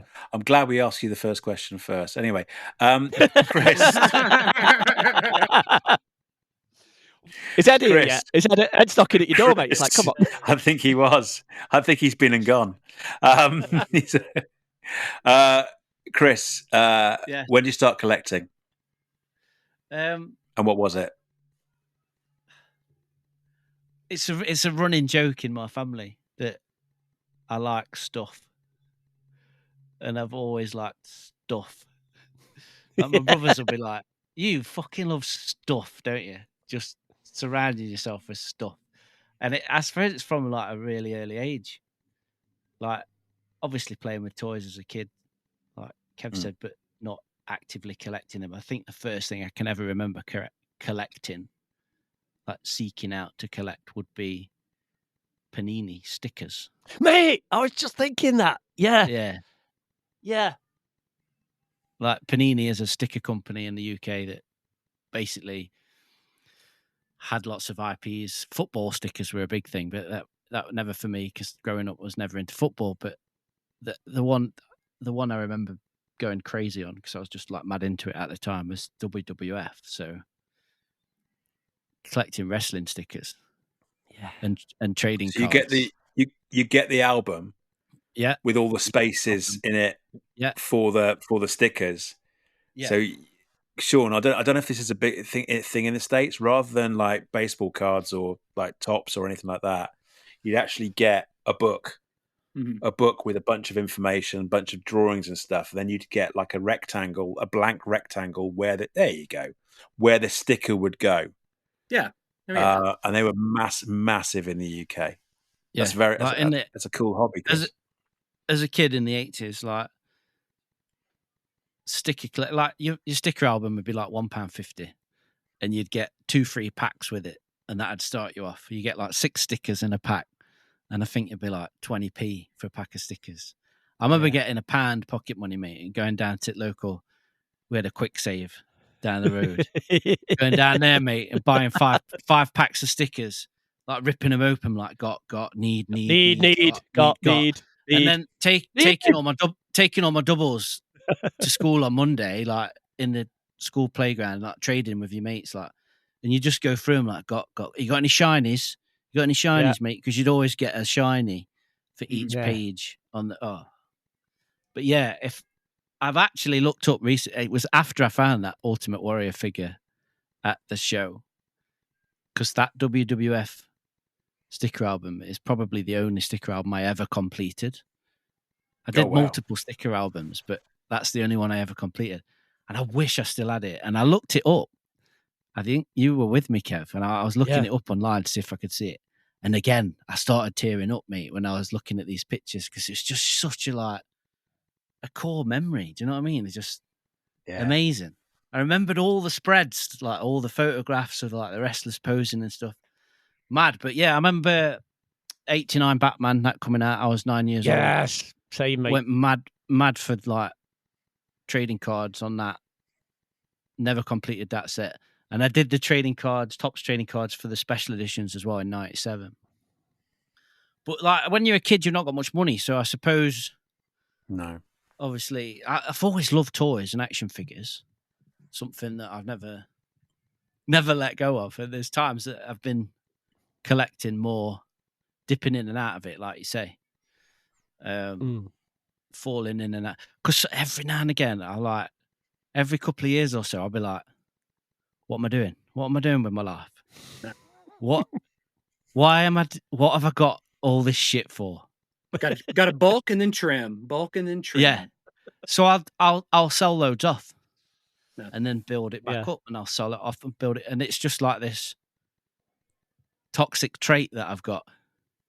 And look, like, not to get too depressive, but we've lost, me and my wife have lost significant people in our lives in the last few years, and we've had to clear out and get rid of like their life, basically. Do you know what I mean? Everything that they've.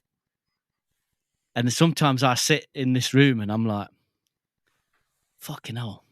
If I was to go tomorrow, some poor bastard's got to sort through all this shit. Yeah, that poor bastard's me, and I'm having it all. Yeah. I was going to say, before Michelle walks in, he'll have stickers all over it, so don't worry about it. It's already sorted. Post-it notes everywhere on it. Yeah. Well, I think at the same time, dude, it's like I think as long as you keep it in check, I think that's like the balance. Because it's if you let it get out of control, it does become like some of my extended family, and I've gone through similar things, and I think that's kind of what made me realize a lot of this. It's like you can end up with a house full of stuff, but like, as long as you're like aware of like what it means to you and what it is, and it doesn't just become a collection of physical items. Like, I'm fully aware that like I'm literally just draining the emotional value out of all these items, and then when that's empty, it's like it's time to pass it on, sell it, whatever it is. Like, that's very much how it's been. Like, over the years, Sean, I've got mad into stuff and gone crazy on it.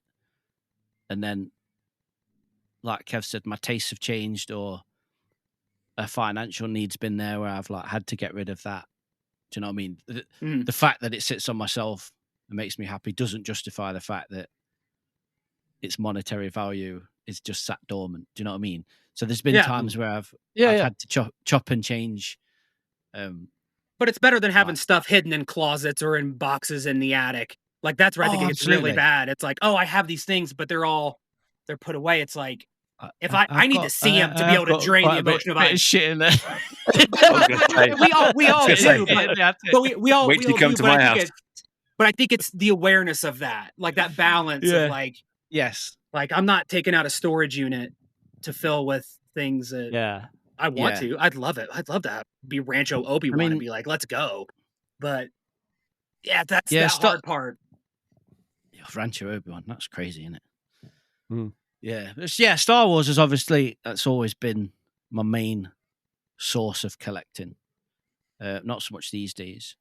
Having, in the past few years, the past year or so, thanks to someone, I managed to complete the Kenner run from 1978 to 86. Thank you, Andy, for helping me complete that run.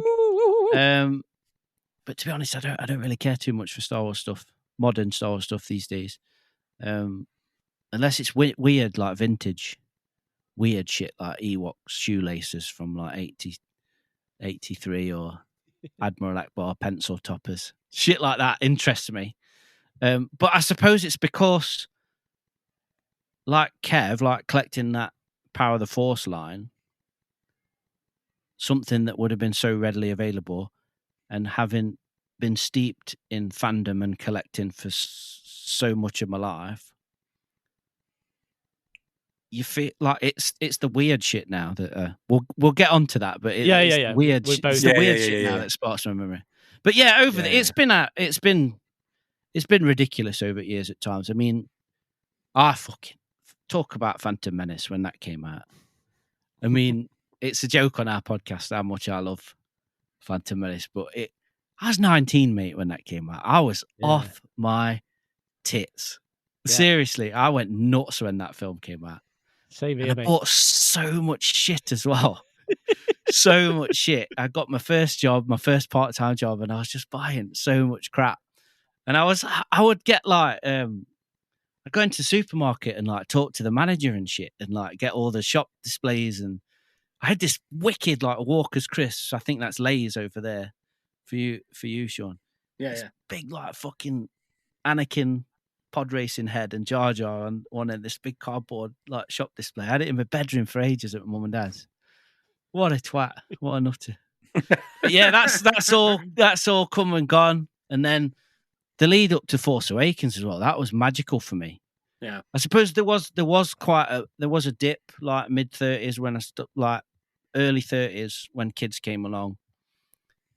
I know obviously you got kids, you can't justify buying hot toys and shit like that and wasting your money on crap when you've got milk and nappies to buy. But so yeah, but I think when the lead up to Force Awakens again just went crazy again, mate. And after it came out, just bought so much shit, all sorts of shit. Yeah, because it was just exciting. It was just fucking so exciting that like yes. I feel like that's also when other franchises really we like reach that point of like the internet and like manufacturing. We are starting to get almost like boutique items too, and like a lot of that nostalgia product coming back out around that exact same time. So it's like we were just getting hit from all sides of like, why, yes, I would love a modern Masters of the Universe figure that is highly detailed. Why that's exactly what I would love. And they were all just kind of firing all at the same time, and it's like, my bank account can't handle this. Yeah, exactly, Sean. That's exactly. I've collected so much stuff over the years. I thought like my biggest collection, obviously, is, as you can see behind me, it's my record collection. But that's been probably started collecting records seriously in my late 20s. Before that, it was CDs. That got silly. Like at one point, I had like 2,500 albums on CD. But space is an issue, isn't it? Space and storage. Yeah, I've got to the point now, like where I've got just over 1,000 records behind me, and I'm running out of space. I thought a good solid home foundation would have been the biggest issue, not necessarily. If they drop behind him any minute now, we know we're in trouble. Yeah. Sean, mate. Did that answer your question, Andy? Sorry. Yeah, it's awesome. It's awesome. But I am going to have to be conscious of time. And Sean, I'll try and be as quick as I can. If you could promise me you can as well, mate. I don't make promises I can't keep, but I'll try. Okay. Oh, am I going first? Okay. Yeah. No, absolutely. Yeah. Okay. So after hearing you guys talk, like it's made me kind of realize a lot about my collecting. I mean, I grew up. I'm the youngest. I have both of my brothers are about 10 years older than me. So and my mom was an at-home babysitter out of our home. Like, so she kept a lot of those toys, and so toys were always kind of amassed, being reused. So I think my kind of nostalgia for like older toys came from them, like inheriting out of the attic, like their metal Voltron toys, their G.I. Joe figurines, or like all their little G.I. Joes and the Masters of the Universe stuff. And so kind of having that fascination at a young age of stuff that wasn't mine, but it's like, whoa, there's this whole collection that's now mine, kind of the babysitting, but mine by proxy. And then kind of coming into, I think when it really started picking up was being the right age when like the Turtles cartoon hit, and just being like, in the app, like that was my generation's like Masters of the Universe. It's like, we're about to sell 1 billion toys and they're going to like it. And so just kind of being bombarded by that. It's like, what's this character? It's like, it doesn't matter. It's a guy. He's made out of pizza. Figure it out. It's just meant to be, it's just meant to be sold. And then obviously like that was a little bit of it being affected by Power Rangers, things like that. But then the one where it really kicked into gear was the same thing as you guys, the special editions coming out and just that absolute blitz from like 97 through like 99, 2000, where just being absolutely bombarded, like with the Star Wars action fleet. Those were huge for me. The Power of the Force figures, just a different scale and price point, and just being like, holy crap, this is awesome. And that emotional connection, like we talk about this collecting and stuff, and like I think over the years it's taken me. I've kind of gone ebbed and flowed, like we've talked about, of like just bulking and being like, I just like all this stuff, and then slowly over time realizing it's like, oh, I'm just doing it. I just like the emotional connection and the feeling to like a time in my life or whatever, a feeling I had when episode 1 came out, or the special editions and the toys that were there, and like adapting my collecting to that. I definitely dropped off probably right around middle of high school, probably right around the time Revenge of the Sith came out. Like kind of dropped off from then, and then didn't pick it back up until like my mid-20s, getting close, probably The Force Awakens coming out, and that just kind of reawakening everything, and then also having disposable income, yada yada yada. Like it just followed that curve, and it's just exploded. Like I think everybody else, like when Force Awakens came out, it's like I love all the Black series. I think they are all great. I'm going to put them all on my desk at work, and I'm going to be that guy who has 700 action figures. So much. Yeah. Then you slowly realize it's like, I don't even like this character. I don't even know who this is. Like it just, why do I have all this shit? And then it became, get rid of all those. Okay, bring all my old toys back. Get the ones that I didn't get, and then like hang those on my cubicle, and then just weeding some of that stuff out. And it's slowly adapted over time too, but it is funny how it changes, and just the emotional connection and the changes that I see in myself and how I adapt. And now it's like, now I've run out of space. Clearly you can see I'm running out of space. So it's like, all right, now I got to be more creative. I can't just bulk. I got to get maybe nicer things, or things that are more special, or smaller, higher detail things, not just the Hasbro stuff. It's like, I can't get that anymore. I got it. Unless it's a HasLab. Like, then it's like, well, maybe, but those are still huge. But like, that's where I can't do like Legos and stuff anymore. It's like the quality versus the build out, like the build time versus like the cost and size just doesn't fit. I got to get like I would love, like I won't talk about my hunt stuff yet, but like, I don't know, that's just where I'm at. It's like, I think that's kind of the trajectory I've taken, with my, now I'm into signatures, with my wall of signatures and stuff over there, and just trying to not let it get out of hand. But yeah, that's where I'm at. Was that short enough for you, Andy? Cool. Did that make you happy? Yeah, that's very, very good. Thank you very much. No, I'll be quick. My collecting started off from out of necessity more than anything else. We weren't. My folks took me to see Star Wars in '78, because we didn't get it until '78 in the UK. Apart from, unless you were based in London, we didn't get it until. You don't live in London? No. Despite what it thinks. You don't know the Queen? And that no, and that got me hooked, obviously. And so, I'd ask during, for Christmas and birthdays and stuff, for stuff, and we weren't well off, and so it was somewhat limited, and so I basically came from parents that said, if you want any of this stuff, you're gonna have to go and earn it. So I got a paper round, like a lot of kids did my age. So every Sunday morning, I used to deliver Sunday papers to families and work. When I were a bad, I've woken up, go get the bread. When I get the bread, I used to work 12 hours for a cup of spit. Anyway, it was, and I was grateful. And I'd work a paper round. And back in those days, it was fortuitous, because what I got paid was basically the same amount on a Sunday, which was £2, it was £2, was the same price as, ironically, a pallet toy Star Wars figure. So you guys had Kenner in the States. We had a brand called Palatoy, which was identical, quite frankly, but it was manufactured and packaged by a different company in the UK called Palatoy. And that's really how. Ooh. Yes, that's right.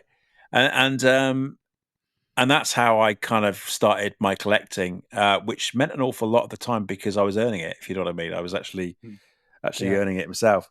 And then as you get older, things get in the way, life gets in the way, and I came my peers stopped playing, I probably was one of the last people I know that still played in speech marks, air quotes, sorry.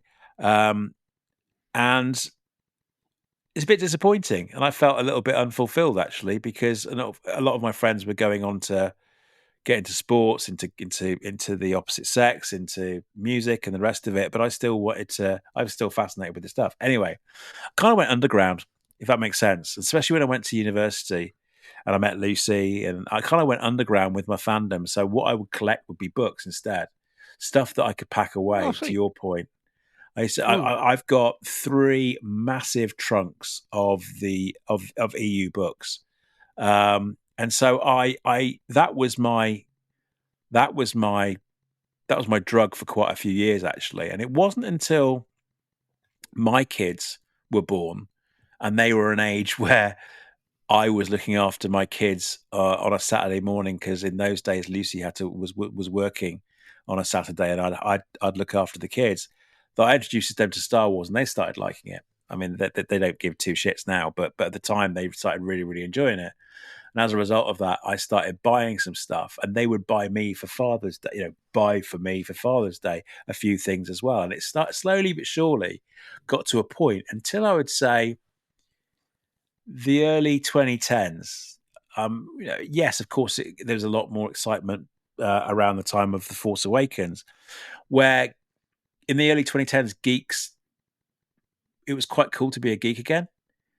And so I'd actually go back to, I actually went to my first con it was as late as 2010. I went to buy my, should we say modern, my first modern figure as late as 2010. And ever since then, I've kind of just carried on since then. I've diversified an awful lot. I found that I got a little bit bored with the despite my love of Star Wars, I got bored with the hype for merchandise that was late to market, quite frankly. The biggest turn off for me was not being able to speculate. I mean, to your point, Kev, about the Power of the Force, an awful lot of that for the Phantom Menace came out before the film did. And it let you speculate, who is Captain Panaka? Little did we realize that he's the most legendary starship captain of all time ever. But the point being is that fucking C.O. Bibble, mate. What a figure. C.O. Bibble. It's outrageous. Excellent.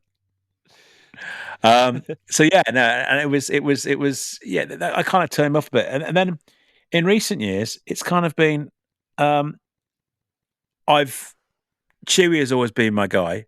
So I've always bought Chewbacca merchandise with a little bit of other stuff as well, typically associated with Chewbacca, so by hook or by crook, even if it's a very tenuous link. But the point being is that, and then I'd get different things manufactured by different companies. I got into for a while the Bandai SH figure art stuff because I thought it was better quality and most importantly, more on point than the Hasbro stuff.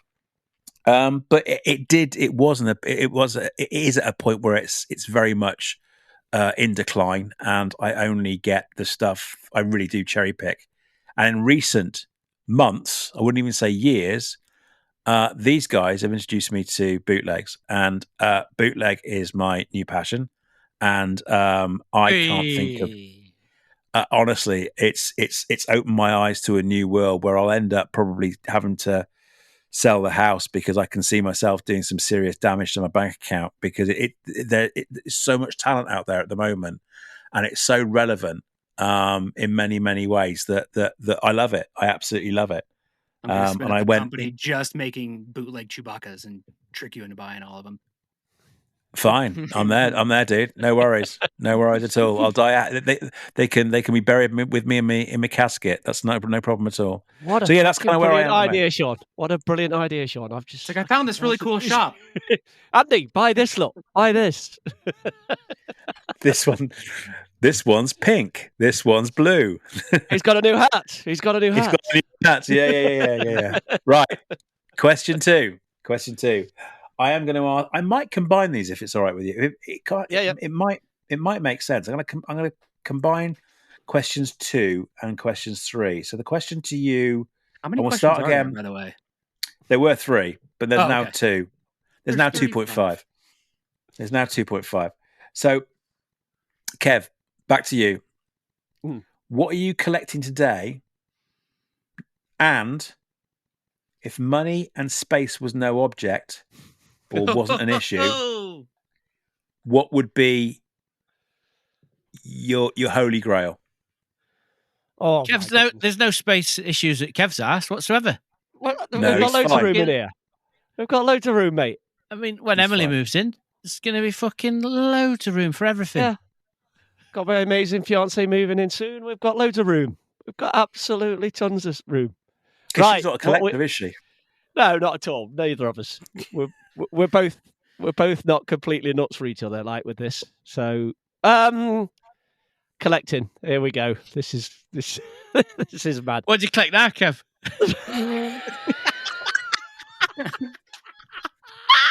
Oh yeah, prick, you little prick. So, I can't. Well, my big thing now is a couple of things, 3 things really.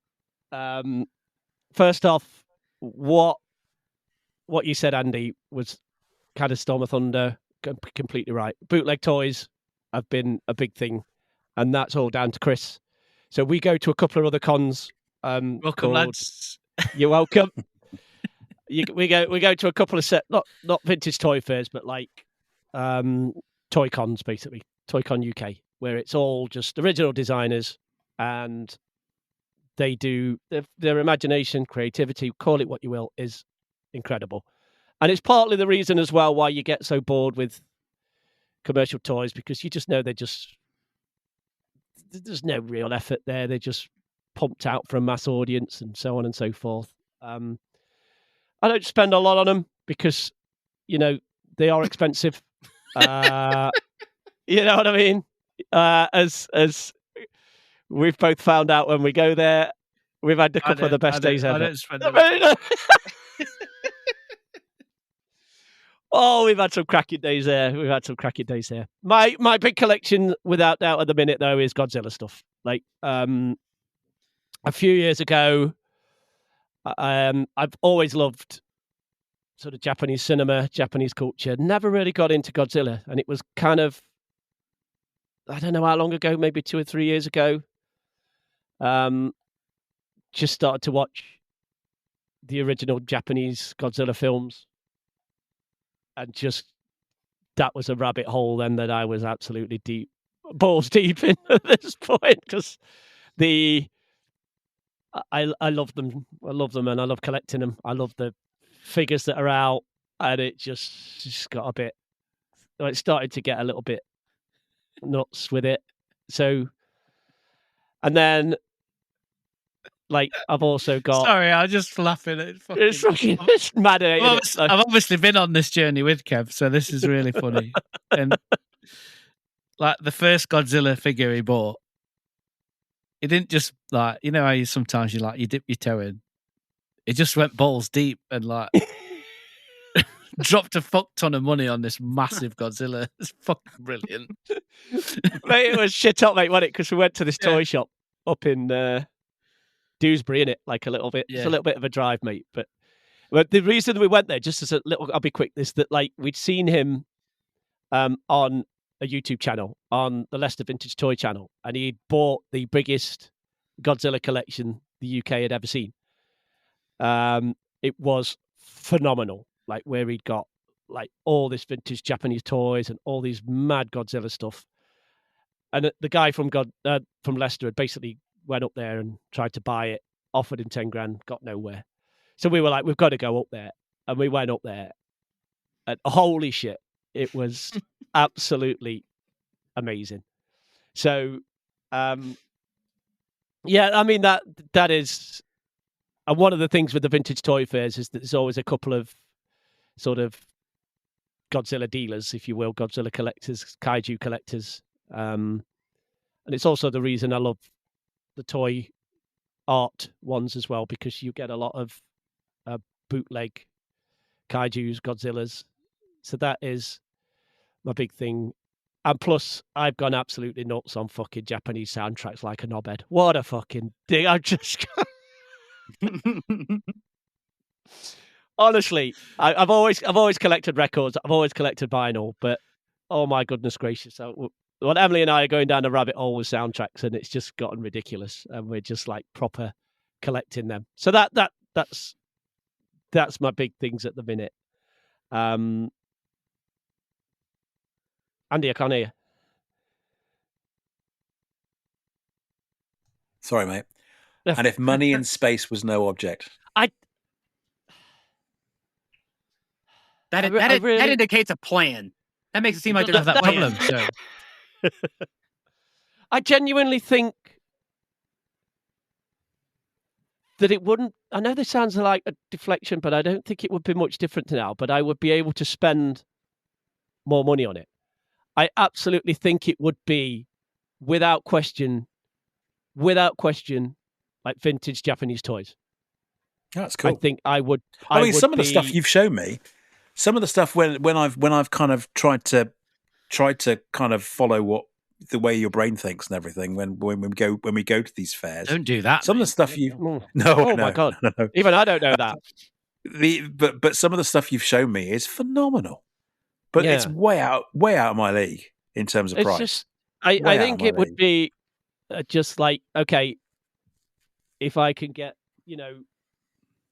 a vintage, just like an old vintage figure, like, some of the old Japanese toys from the 60s and 70s or whatever it might be. There's the ball mark ones. There's the, is it Toy Tokyo, like line and things like that, where I would just be like, okay. We watched a video once where a guy had like one of the first Godzilla toys,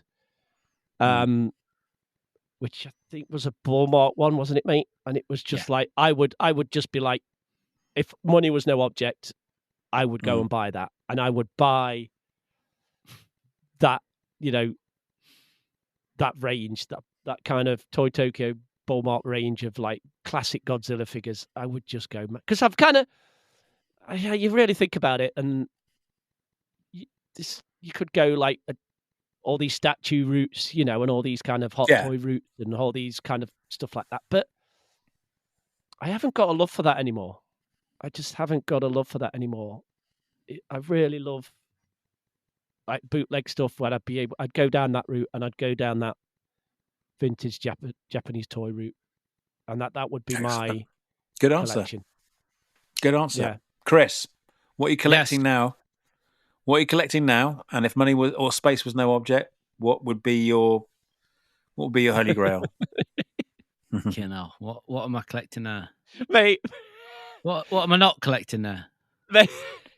I was going to say I can't even think of a theme. Mate, tell them about that mask from that film you've not seen. Well, I've never been like a completist. Like the only thing I've completed outside of that WWF sticker album is the 78 to 86 run of Kenner figures. And there's still the last 17 with that as well. I'll never get all of them because they're just silly. So I've never been wanted to complete lines. I just like stuff that speaks to me. Does that make sense? Yeah. Yeah. So I've never I did go a bit mad with Black Series, but it weren't from a completist thing. It was just from an excitable thing, I think, like Sean was saying, where it's like, it was just new and exciting. You don't know if it's going to dry up tomorrow. It's like, I got to just get it all while I can. Yeah. But now, I honestly, I collect all sorts of different shit now. Just stuff that I don't need, basically. But I absolutely do need it because it speaks to me and sings to my heart. So this can range from a big thing for me at the minute is something called Mad Balls. I don't know. Oh my God. You guys, you guys know about Mad Balls, especially the Mad Balls head poppers. They're like the little. So Mad Balls first came out and they were like a bit bigger than a tennis ball sized ball in the 80s. Big in the 80s, there was what were called gross out toys. So there was loads and loads of different toy lines that were all gross, like slime based or zombie based or things that could gross you out. Mad Balls came out of that, but the second wave of Mad Balls were called head poppers, where they'd got little bodies and the ball heads were like smaller than the original ones. And yeah, I'm crazy into them, but that's proving to be quite pricey. So it's not something I've gone crazy on, but slowly but surely ticking that list. Lots of horror related things actually. Michael Myers is my guy. He's my dude. So lots of Halloween related stuff. Yeah, you got some right cool stuff with that, haven't you, Mick? Like, yeah, you went to that HorrorCon the other week, didn't you? And put some. I did, yeah. Pick some cool stuff up. But records, obviously, I'm always collecting records.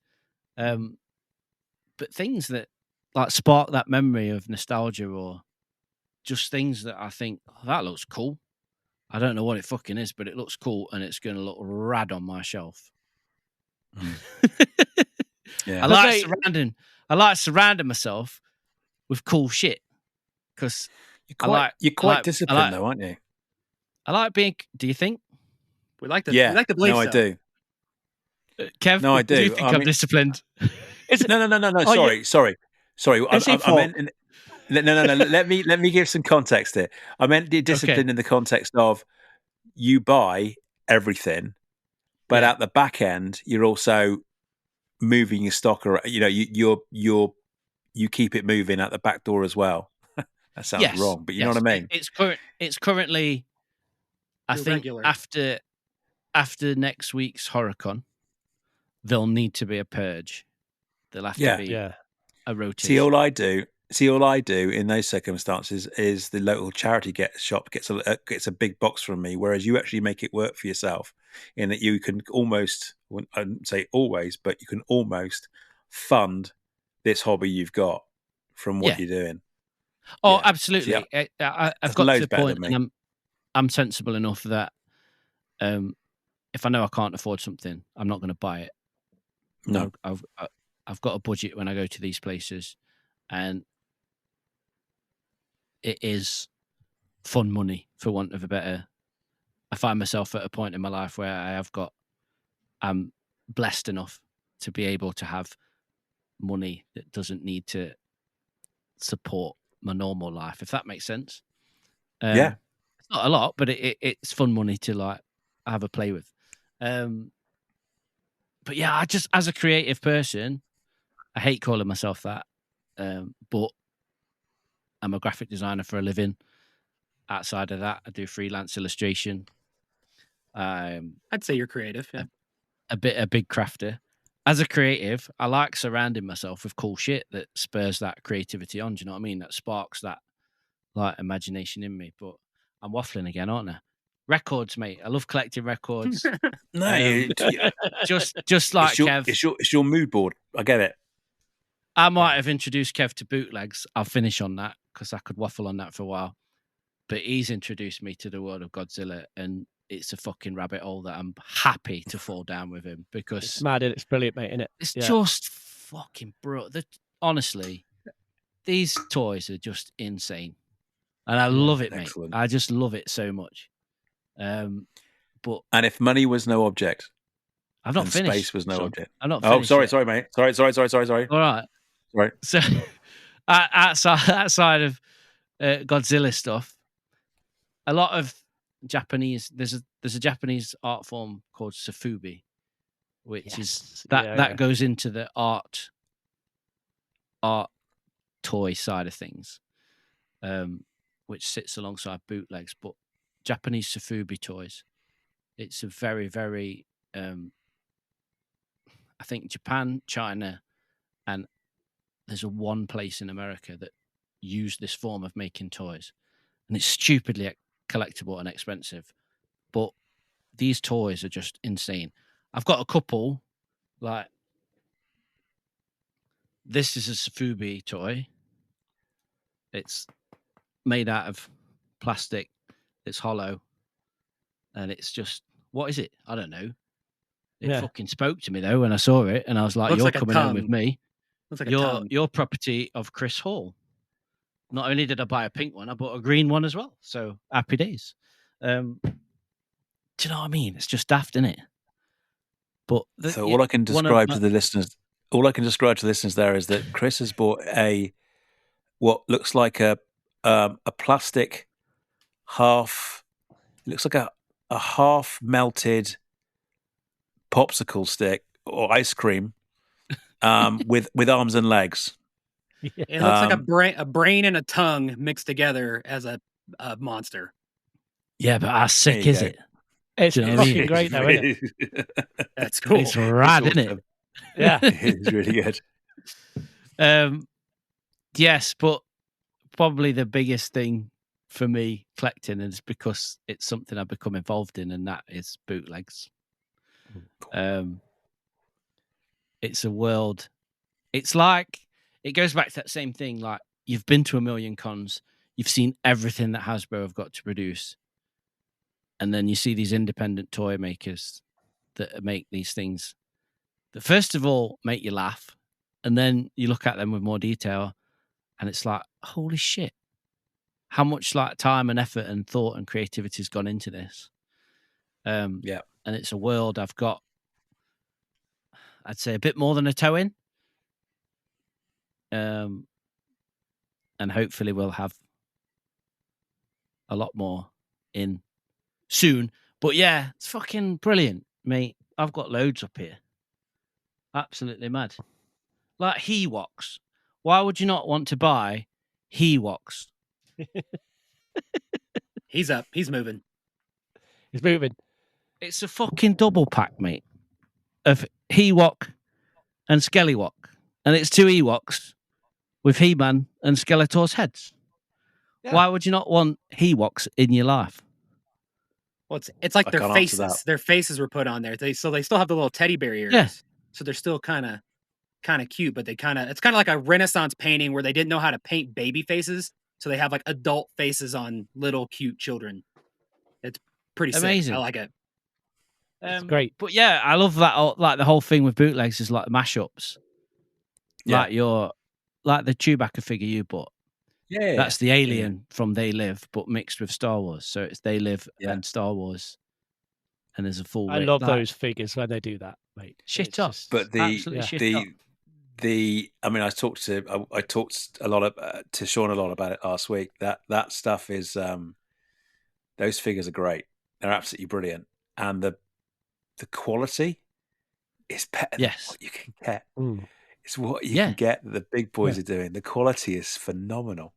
And the fact that they're limited runs as well. So exactly. I got number 2 and 20. At most, there'll be like 40 figures that exist in the world. Yeah. And you own one of them. I mean, that's rad. And you've bought it straight from the artist that's made it. And here and they're getting that, aren't they? They're getting that. It's not just some mass produced shite that, you know. I mean, that's sick. So yeah, that's where my collecting's at. Meeting him as well, meeting the artist as well. I mean, I already told everyone that you did the card art, but the guy that did the mold and the painting, meeting him as well made it even better. Just made it so much better because I knew that money was going to him. Yeah. It's like, cheers, mate. You've earned this. You've really earned this because I love what you're doing. That was really, really cool. So, sorry to have interrupted earlier on. Going back to the second part, if money and space was no object, wasn't a problem. Both kids have all grown up. They've left home. They're doing their own thing now. You've got 2 new rooms that are available in your house. It's probably and you won the lottery. The same answer as Kev. More of the same shit I've got. Like I could fall down that Japanese Sofubi like route because you for a nice Japanese Sofubi piece you're looking at £200 minimum. Wow! And it goes up from there. Wow! But obviously that's not money you can just throw around every day, is it? So if money was no object, it would be Japanese Sofubi. Obviously more records, and to be honest, I've not mentioned this yet. Skateboards as well, because I own a stupid amount of skateboards, like, and I view them as like art, basically, because I grew up as a skate rat in the 80s, and I skated until I was like 19, and then stopped skating for some reason. The thought of getting on a skateboard because it hurts. It hurts to fall. Yeah, that's why I stopped. Yeah. But it hurts a lot. This is something that started in lockdown as well. I like when everyone was just buying things for the sake of it. I started buying decks and hanging them as art pieces, and got quite a few in my office. And you've been to my house, Andy. There's quite a few dotted around as well. So that's another route I could fall down, because there are some decks that are very, very collectible that I would very much like to hang on my wall. But I've always said, I would absolutely love a full-size hand in carbonite. Yeah, I would love that.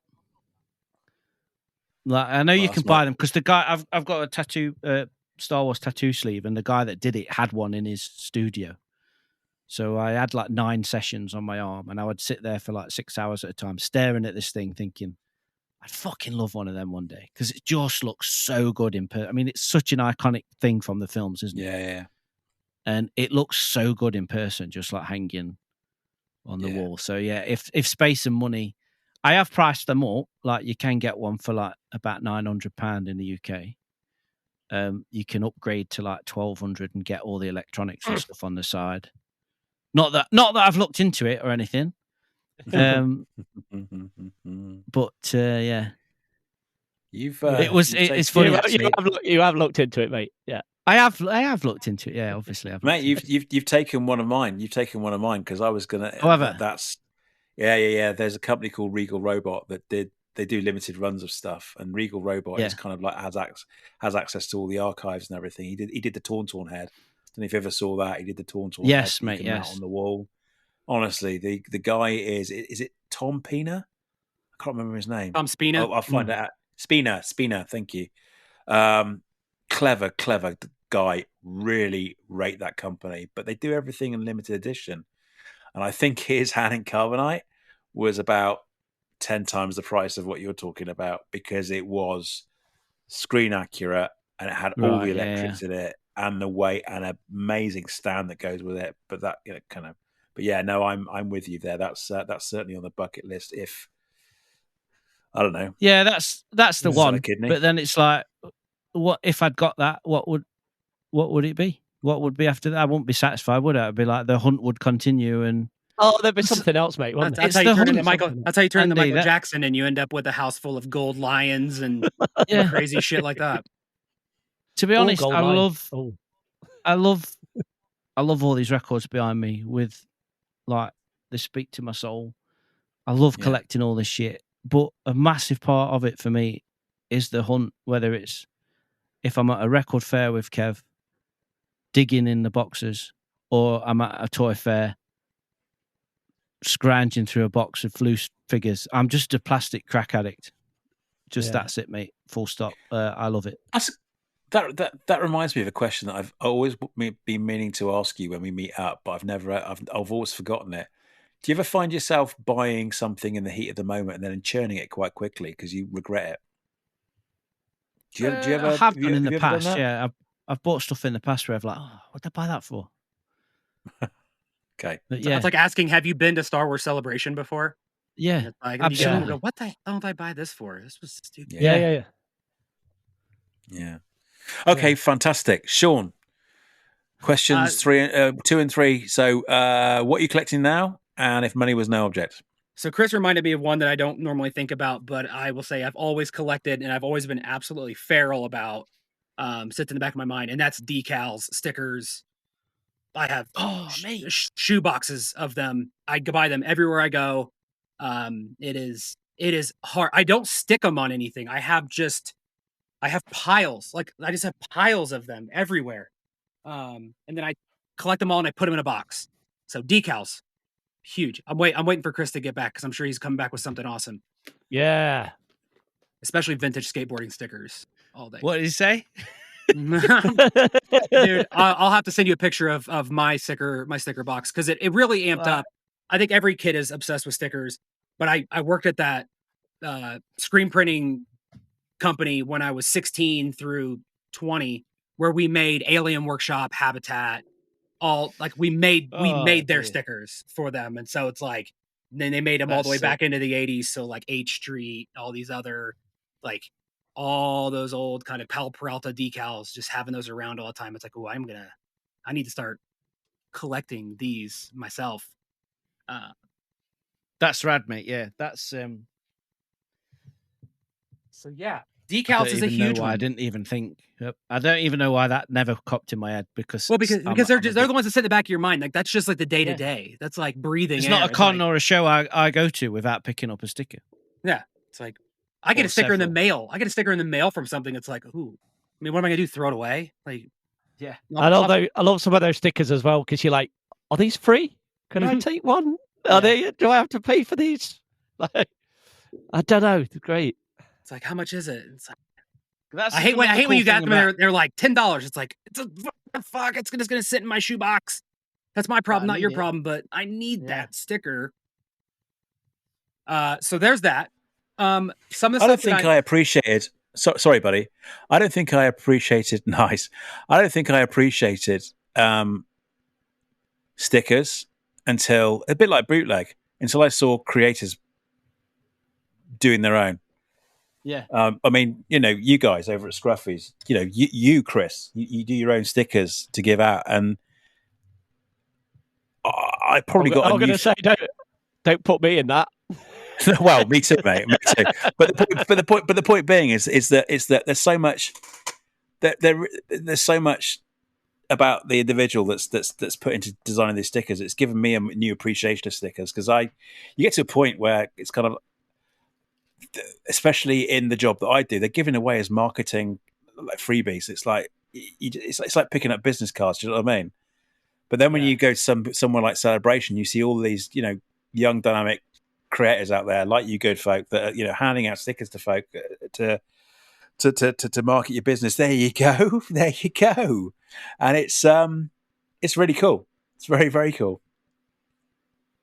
So I've also become quite a snob. I think that's the bad part about it. It's like I'm kind of a snob about stickers. So like if you have like those cheap like paper stickers, it's like no, get that shit out. Get in the bin. Yeah. No, I want vinyl back. This is probably one of my. It's not my favorite, but it's one that's close that I think is my favorite. So I grew up in the state of Indiana, and this is somebody who made that's a shape of Indiana, but they made obviously a stormtrooper and stuff, and they made a bunch of other ones that are all along those same kind of lines. So yeah, that's stickers.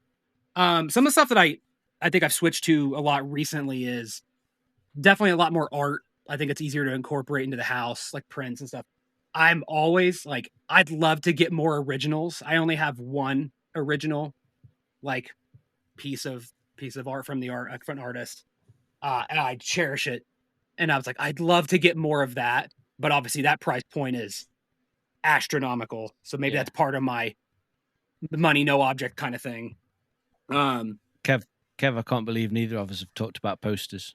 Mate, do you know what, mate? I was about to say, mate, 1,000% I would be collecting vintage movie posters, but that's a side issue. Because I think that's part of the money thing too. Because I'd love. No, I think it makes sense because it's like I think it kind of goes hand in hand with that money thing, the money no object. Because if I get really old stuff, I want to be able to take care of it. I don't want it to just fall apart. So it's like, all right, I want to get the actual like proper framing and yada yada yada instead of like the $5 Amazon frames that is just going to degrade and fall apart. So I think there's pieces of that are together. In terms of other stuff, similar things you guys have said, like I love the oddball stuff, bootlegs. I'm like Micro Galaxy Squadron's always one I'm looking at, but like I only want stuff or like scale models, HasLab. I kind of keep my eye on all that stuff, but only stuff that I really, really care about and like really, really, really want. Like that, I was tempted with that HasLab G.I. Joe Rattler that was done recently, where it's basically the Cobra A10. Ooh, my dad used to work on A10s, and that thing is just awesome. Like that's the kind of stuff I'm tempted to get. Didn't you also back the Cookie Monster as well? Because that would have been right up Kev's alley. Yeah. I did. Oh, yeah. I did. I think I was one of the 6 people that backed the 3-foot tall Cookie Monster.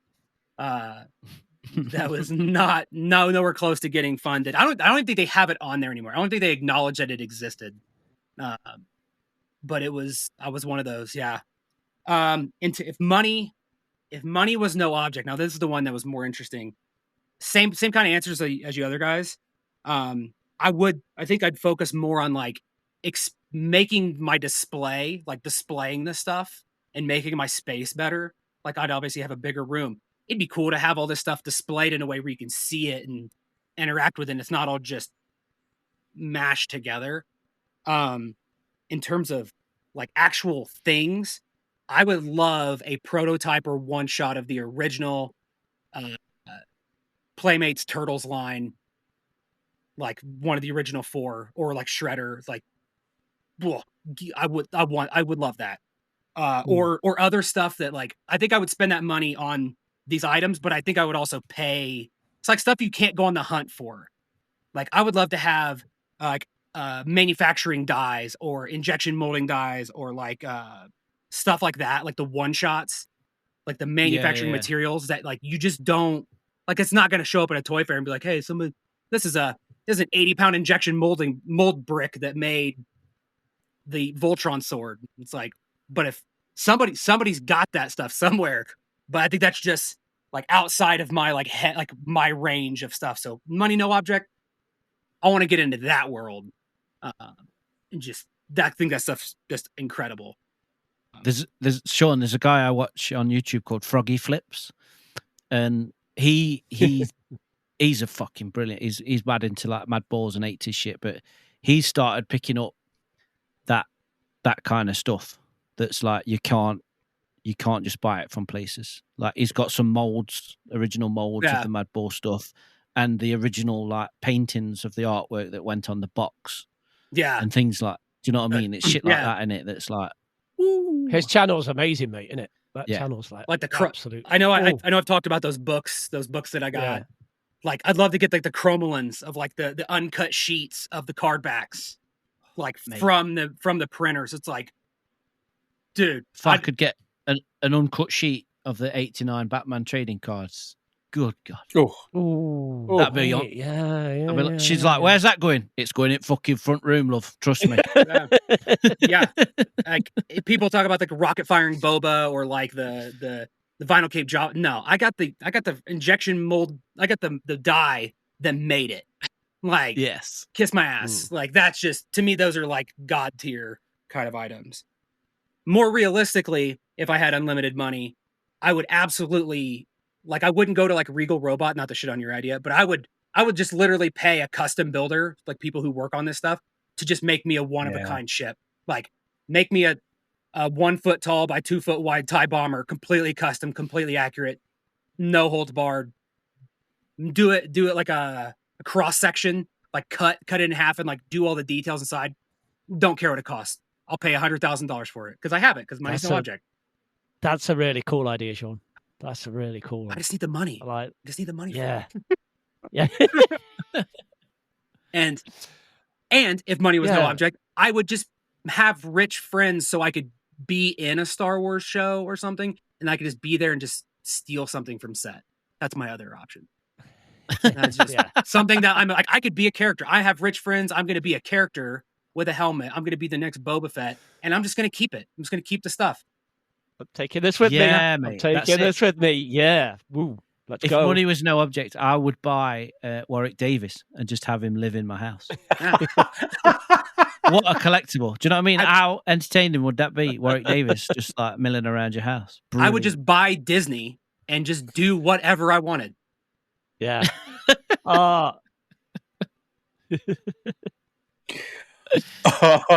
God! Have you guys seen Life's Too Short? You must have done. Yeah. Of course. Yeah. Sorry, a few inappropriate moments came to mind when you said that. So no worries. Yeah, cool. Right. I'm on the. What am I currently collecting? I'm cherry picking, and I'm enjoying it because it's no pressure to get it. There's no pressure to to complete it. I'd say I've had the most fun in collecting in the last 6 months with you guys, but also with friends that are getting on top of or getting to understand what I like as well. For example, I talked a little bit last week about the little Burger King toy that Christine sent to you to give to me. It was Burger King, wasn't it? Yes. Chris? Yeah. That was.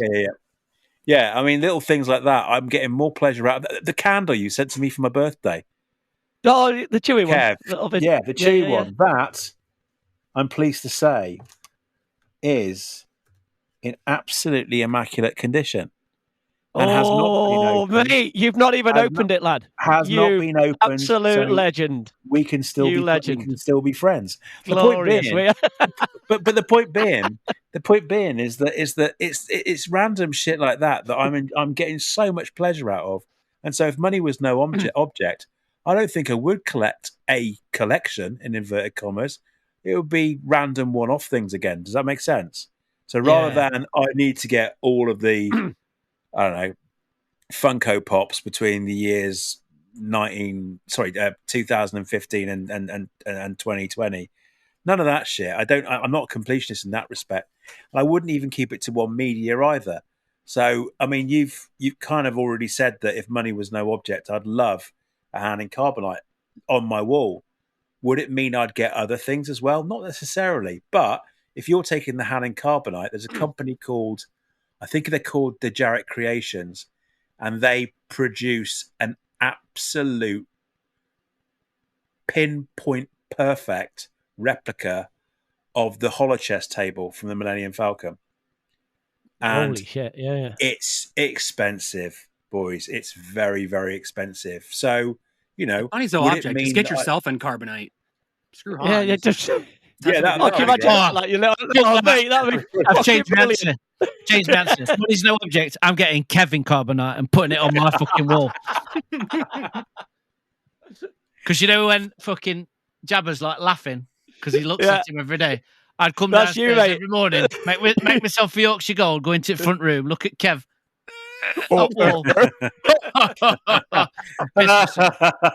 Fucking brilliant, mate! Fucking fantastic, mate. But yeah, I mean, I can't say I would collect any one thing if money was no object. I get so as well as these really great recreators like Regal Robot or the Jarrett Creations, I've gone down a rabbit hole of listening to two very wealthy guys that buy film memorabilia and props. They got way too much disposable income. The podcast is called "What Dreams Are Made," the stuff that dreams are made of, and one of the producers actually is one of the writers for House of the Dragon. Funny enough, he's based in the UK at the moment, but he's from California originally. And these guys go to auctions, either Heritage or Prop Store. HA.com, Heritage Auctions, please sponsor us. That would be so awesome. Yeah. And they spend an insane amount of money. And so while I love the idea of an absolutely perfect replica of something, I also like the idea of something a bit beaten up that's been actually used in a moment in time during an actual production. One of these dudes, the other guy, who he himself is a writer on Seinfeld. Is it Seinfeld he was a writer for? I can't remember. Anyway, okay. I believe he was a writer on one of them is younger than the other. The older was a writer on some of the Seinfeld episodes. The other one is as I said, the writer for House of Dragon. Both of them got way too much disposable income and have created this friendship, and in doing so created this pod. And I love it. I'm captivated. I hate the amount of money they're throwing around, but at the same time I can't break away. It's so you can't turn away, mate. I can't. It's so beautiful. Yeah. I can't help it. If you want to have a good time, go to HA.com and find out when one of their next big lot sales are and watch the live online auction It is insane. Sean, I would see that's going back to what you said, Andy. I would love to do that. Yeah. Like just to fucking turn up an auction. You're fucking loaded. Just sit there and just bid on any old dude. So the dude that's the writer for The House of the Dragon, his last purchase, a 4-foot model of the 89 Batwing. That he's mounting on his wall. It's beautiful. I don't have a wall. And is it one? Is it one from the movie? Is it a movie prop? Oh yeah. It's the filming. It's the filming model. He's bought it. He spent. He didn't disclose how much he sold. The other dude, the Seinfeld writer, bought a Hero X-wing fighter. So originally he bought Originally he was going for a stunt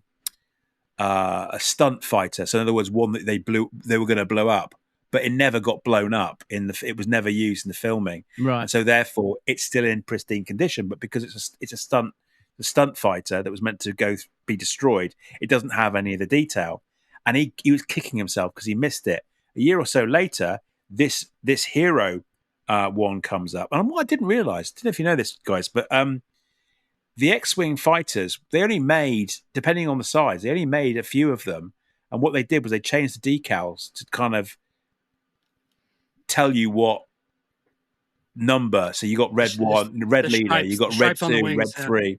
Yeah, the stripes on the wings, and they'd take a few off and then film it, do a little bit of weathering that could easily be taken off or rubbed off, and then film the same model again. Anyway, this I can't remember which one of many fighters this guy bought, but it was this one it was unit. Red 5.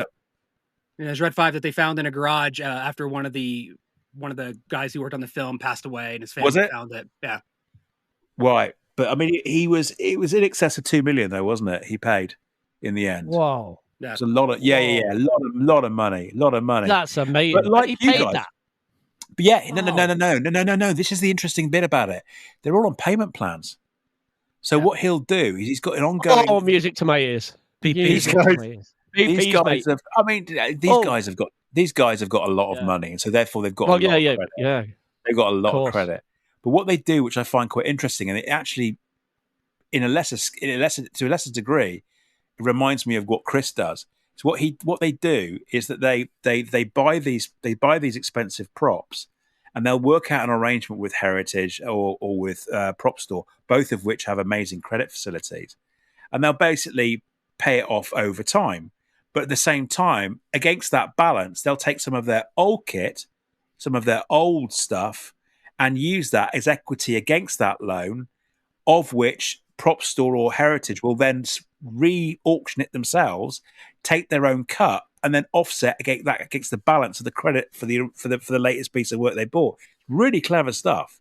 Really clever stuff. So that is why the collectibles and art market are ripe for money laundering and asset hiding. Okay, on a more positive note, anyway, what I was thinking was just how fascinating it is that these guys make it. It's like a business to them. I mean, it's a hobby, number one, but it's also financed like a business. To your point, Chris, about you get to a point where you're at maximum capacity, so you I wouldn't say fall out of love with stuff with certain things, but it doesn't have that vibe that you had when you first bought it, and you chuck it out the back end. Yeah, or you put more shelves up. But I find it fascinating. And so yeah, my long-winded answer to that last bit was that if money was no object, I'd do a bit of both. I get some really good replica stuff, but I'd absolutely chomp at a few of the auction houses. I'd have a dedicated customer service representative. Those auction houses, they would have my personal number, and I would have theirs. Yeah, nice. Ring me, call me. Yeah, yes. Exactly. Well, you can always get more shelves, mate. You can always get more shelves. Or I could get more shelves. That's right. Yeah, that's right. You can't get more Deltos now. You can't get more Deltos now. No, you can't. They're gone. I want to ask Kev a question. Yes, mate. Since this room that I'm sat in, this used to be my garage or garage, as you guys call it in America. we converted it in lockdown, so I'd got an office to work from. Since this got converted into my office, Kev, how many versions have you seen or known? So, of the layout and the displays. I am not exaggerating in the fact that I have genuinely lost count at this point. How many times that this has been changed, replanned, redesigned, but it's And how many times have we been at a show and I'll pick something up and you'll be like, "Where are you going to put that?" I'll be like, "Oh, I'll just move office around again. It'll be fine." Yeah. It is. But you had that one. He had that one when your brother came round and did it, and then it was changed within about 6 months or something. It was just like, I need to change this one. This is definitely going to be different. Yeah. But what I love is just full of shit hot stuff. Yeah, isn't it, mate? It's fucking mad. Like, I think so. Yeah, some people come in and think I'm a complete dickhead, mate, but I love it, mate. I love it, mate. When you get like workmen come round. Yeah, like start fucking. They've got to go in your office, mate, and start telling you what stuff's worse than what's fucking. Oh, I keep my door closed. Yeah. It's like, what? Because this bowl behind me is in direct eye shot of the door, so people walk by, they're like, "What the fuck is going on in there?" And it's like, don't worry about that. I'm just gonna keep that just keep moving. Yeah, Sean. Honestly, mate. So, and you get somebody come round and they go like, "Also, you like Star Wars, do you?" And you're like, "Oh, here we fucking go. Here we fucking go." No, I hate it.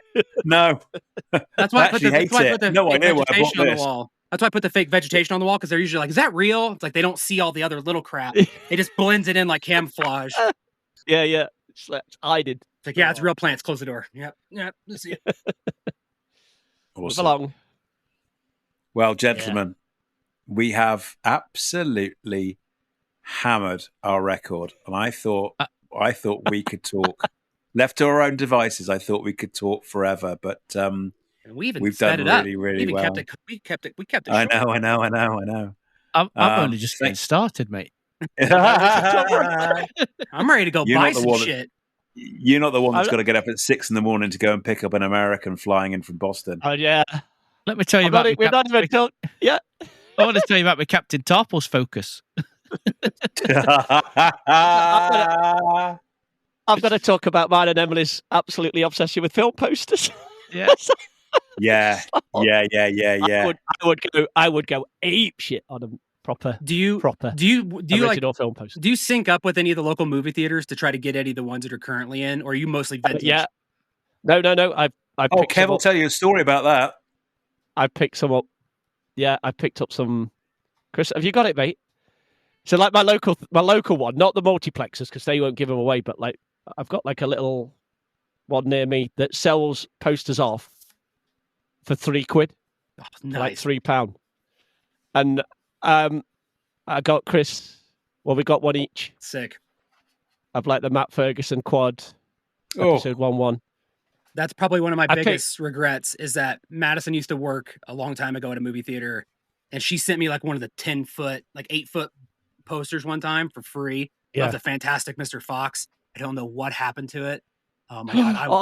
I want that. So it was it was 8 foot tall. It was huge, massive. Yeah. And I was like, I have no idea where the hell it is. Like, it's not something you just misplace. No, it's amazing how I bought one of my famous ones. Talk about just quickly was I rebought an original Return of the Jedi poster, which I spent quite a lot of money on. You bought that from auction, though, didn't you? I did. I got it on an auction site. Such a great story, though, mate. Because you had it as a kid, didn't you? In the cinema. It was one that I got. Yeah, it was one that it wasn't just a random buy of like, I'm just going to fucking buy this poster. I had that poster as a kid, and it was on my wall. Yeah, and it was like a UK quad poster, and like you said, Sean. Honestly, mate, you just sometimes you kind of don't know what happens to things. Mm-hmm. You're like, where the fuck did what happened to it? Because I remember as well, there was a video store near me that I rented The Empire Strikes Back so often that they gave me a copy of the video and 2 posters that were on the wall. And I was talking to Andy about it, and I'm like, where the fuck did they go?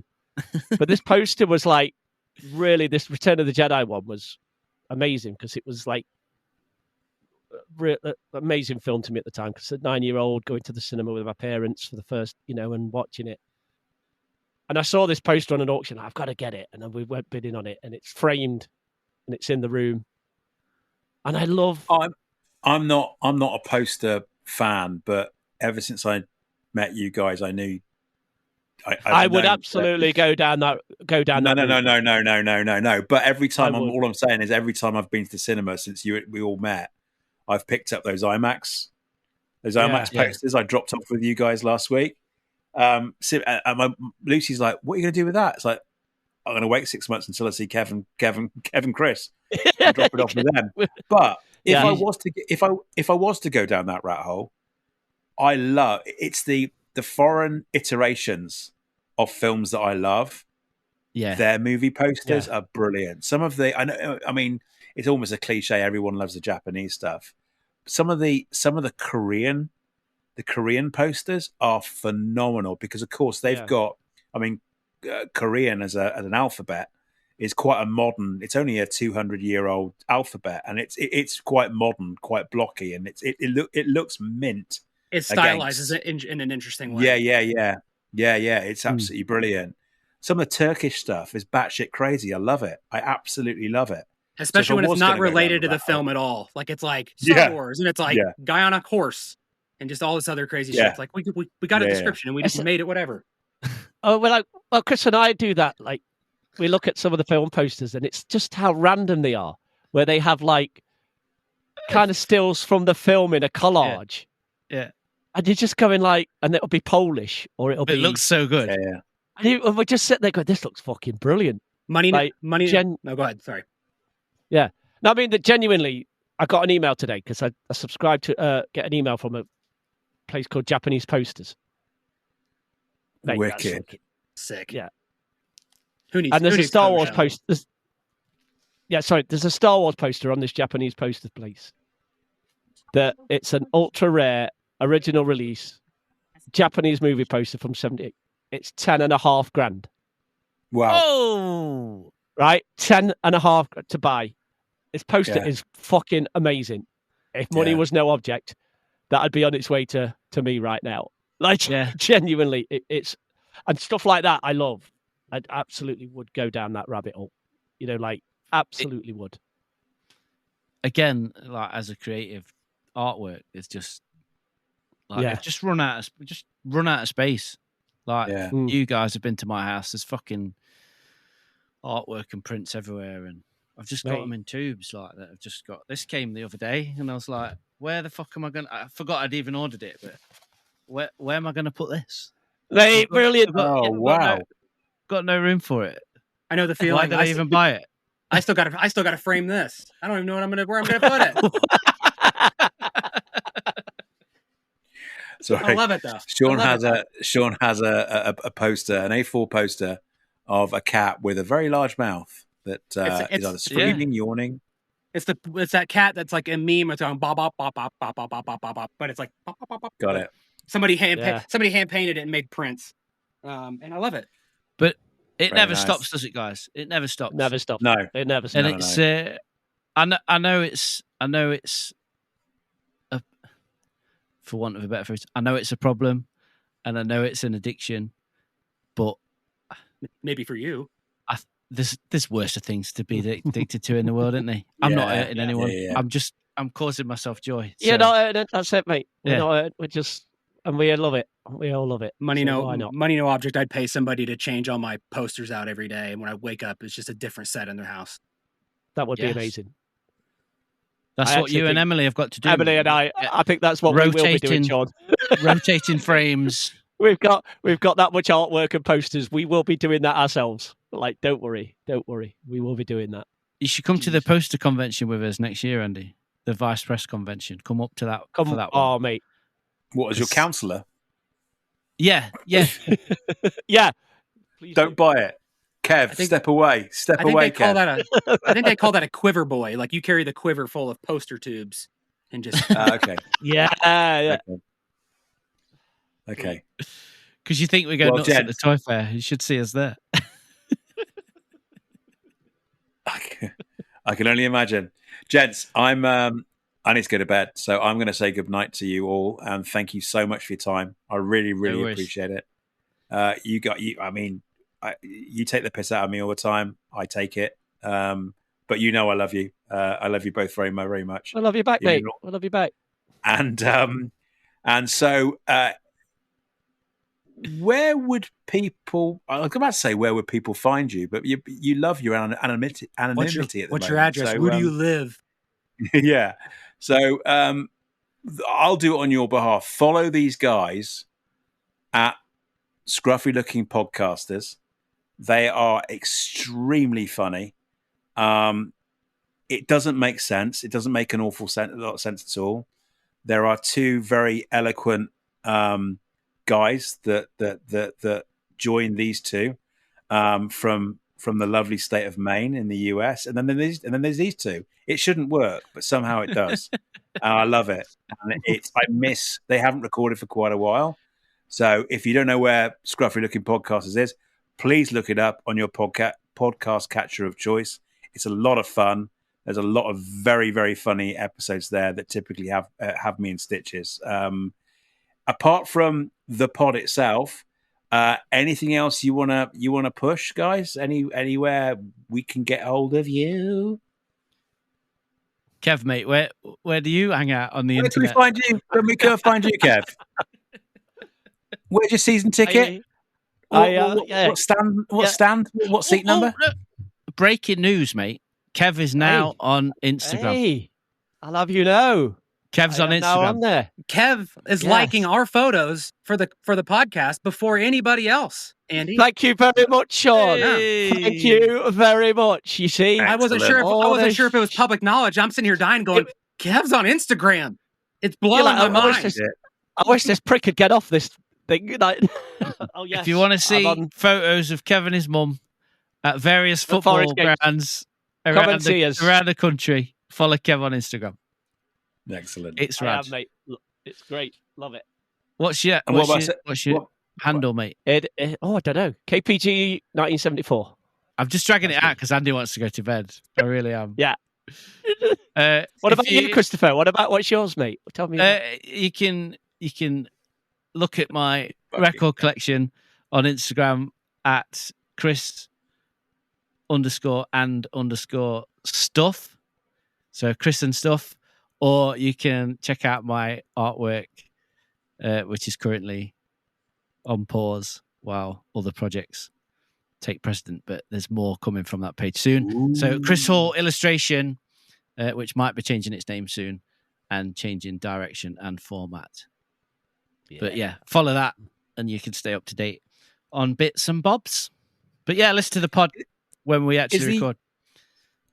Out of interest, is your Etsy store still going, or is that on pause as well at the moment? It is, but it's been on holiday mode for like ages. Right. Okay. Too many lawsuits, mate. Too many lawsuits. Yeah. Oh, they love you, mate. They're after you. He's a bootleg bandit. He's a bootleg bandit. Every time I take it off holiday mode, I either get an NDA takedown or a fucking. That's not what it's called, is it? NDA? No. Cease and desist. Takedown or. Cease and desist. Yeah. I get them all the time, innit? Well, just wait till I get that money no option. I'll buy them all. We'll buy them all, and we'll just do whatever we want. These giant corporations ain't got nothing to worry about, apart from like little old me in this tiny village in England selling postcards for 50p. Yeah. Thank you, folks, for listening. Thank you for your friendship. Thank you for putting up with these two. Just one more thing, you for putting up. No. Before you finish, no. I just want to tell you about this. We are done. Yeah, this Return of the Jedi lunchbox I've got, mate. It's fucking rad. Does it have Tell us about it, Chris? Go on. Did you have it as a kid, mate? And then you really got it? Was it one of those? Come on. Do you want to go to bed, Andy? I'm going to bed. All right. I can't. Cheers for having us on, mate. That was rad. Thanks for having us on. No, mate. And collecting for ages, so that was really good. It's nice to actually talk about something that I enjoy. Nice. I really appreciate you guys. That was a brilliant advert for our podcast, wasn't it? I love it. That was awesome. Yeah. So, Sean, take us out, buddy. Please. No problem. Thank you guys. Thank you all for joining all of us today. This has been a blast. I've had a killer time. Thank you for everybody who's listening. You can find Scruffies at scruffypod.com. There's links to all their stuff there. Sick website. Absolute sick website. I was going to make a joke about how I wanted to change your logo again just to see if you noticed, but I wasn't going to do it. Sorry. Since you complimented, I wasn't going to make the joke. You can find us at justshillin.com. Eerily similar website, but go there to find all the links to stuff. Well, how can I drag this out for Andy? Oh, my tip of the week. It's an easy one this week. The tip is just a tip. Oh, I'm gonna start calling it that. No, just a tip. Watch Inside Out 2. That's the life advice. Just watch it. It's a fantastic movie. I can't, mate. I'm not ready. It's if you're not ready, it's rough, but it's not rough in like a bad way, but it is real. Fantastic. Highly recommend it. That's it. Thank you, everyone. Look after each other. Remember that thoughts are overrated and yet intuition is underrated. Have a good week. See you next week. Lots of love now. Good night. Give it 3 rings. Take care. Bye. Washing up.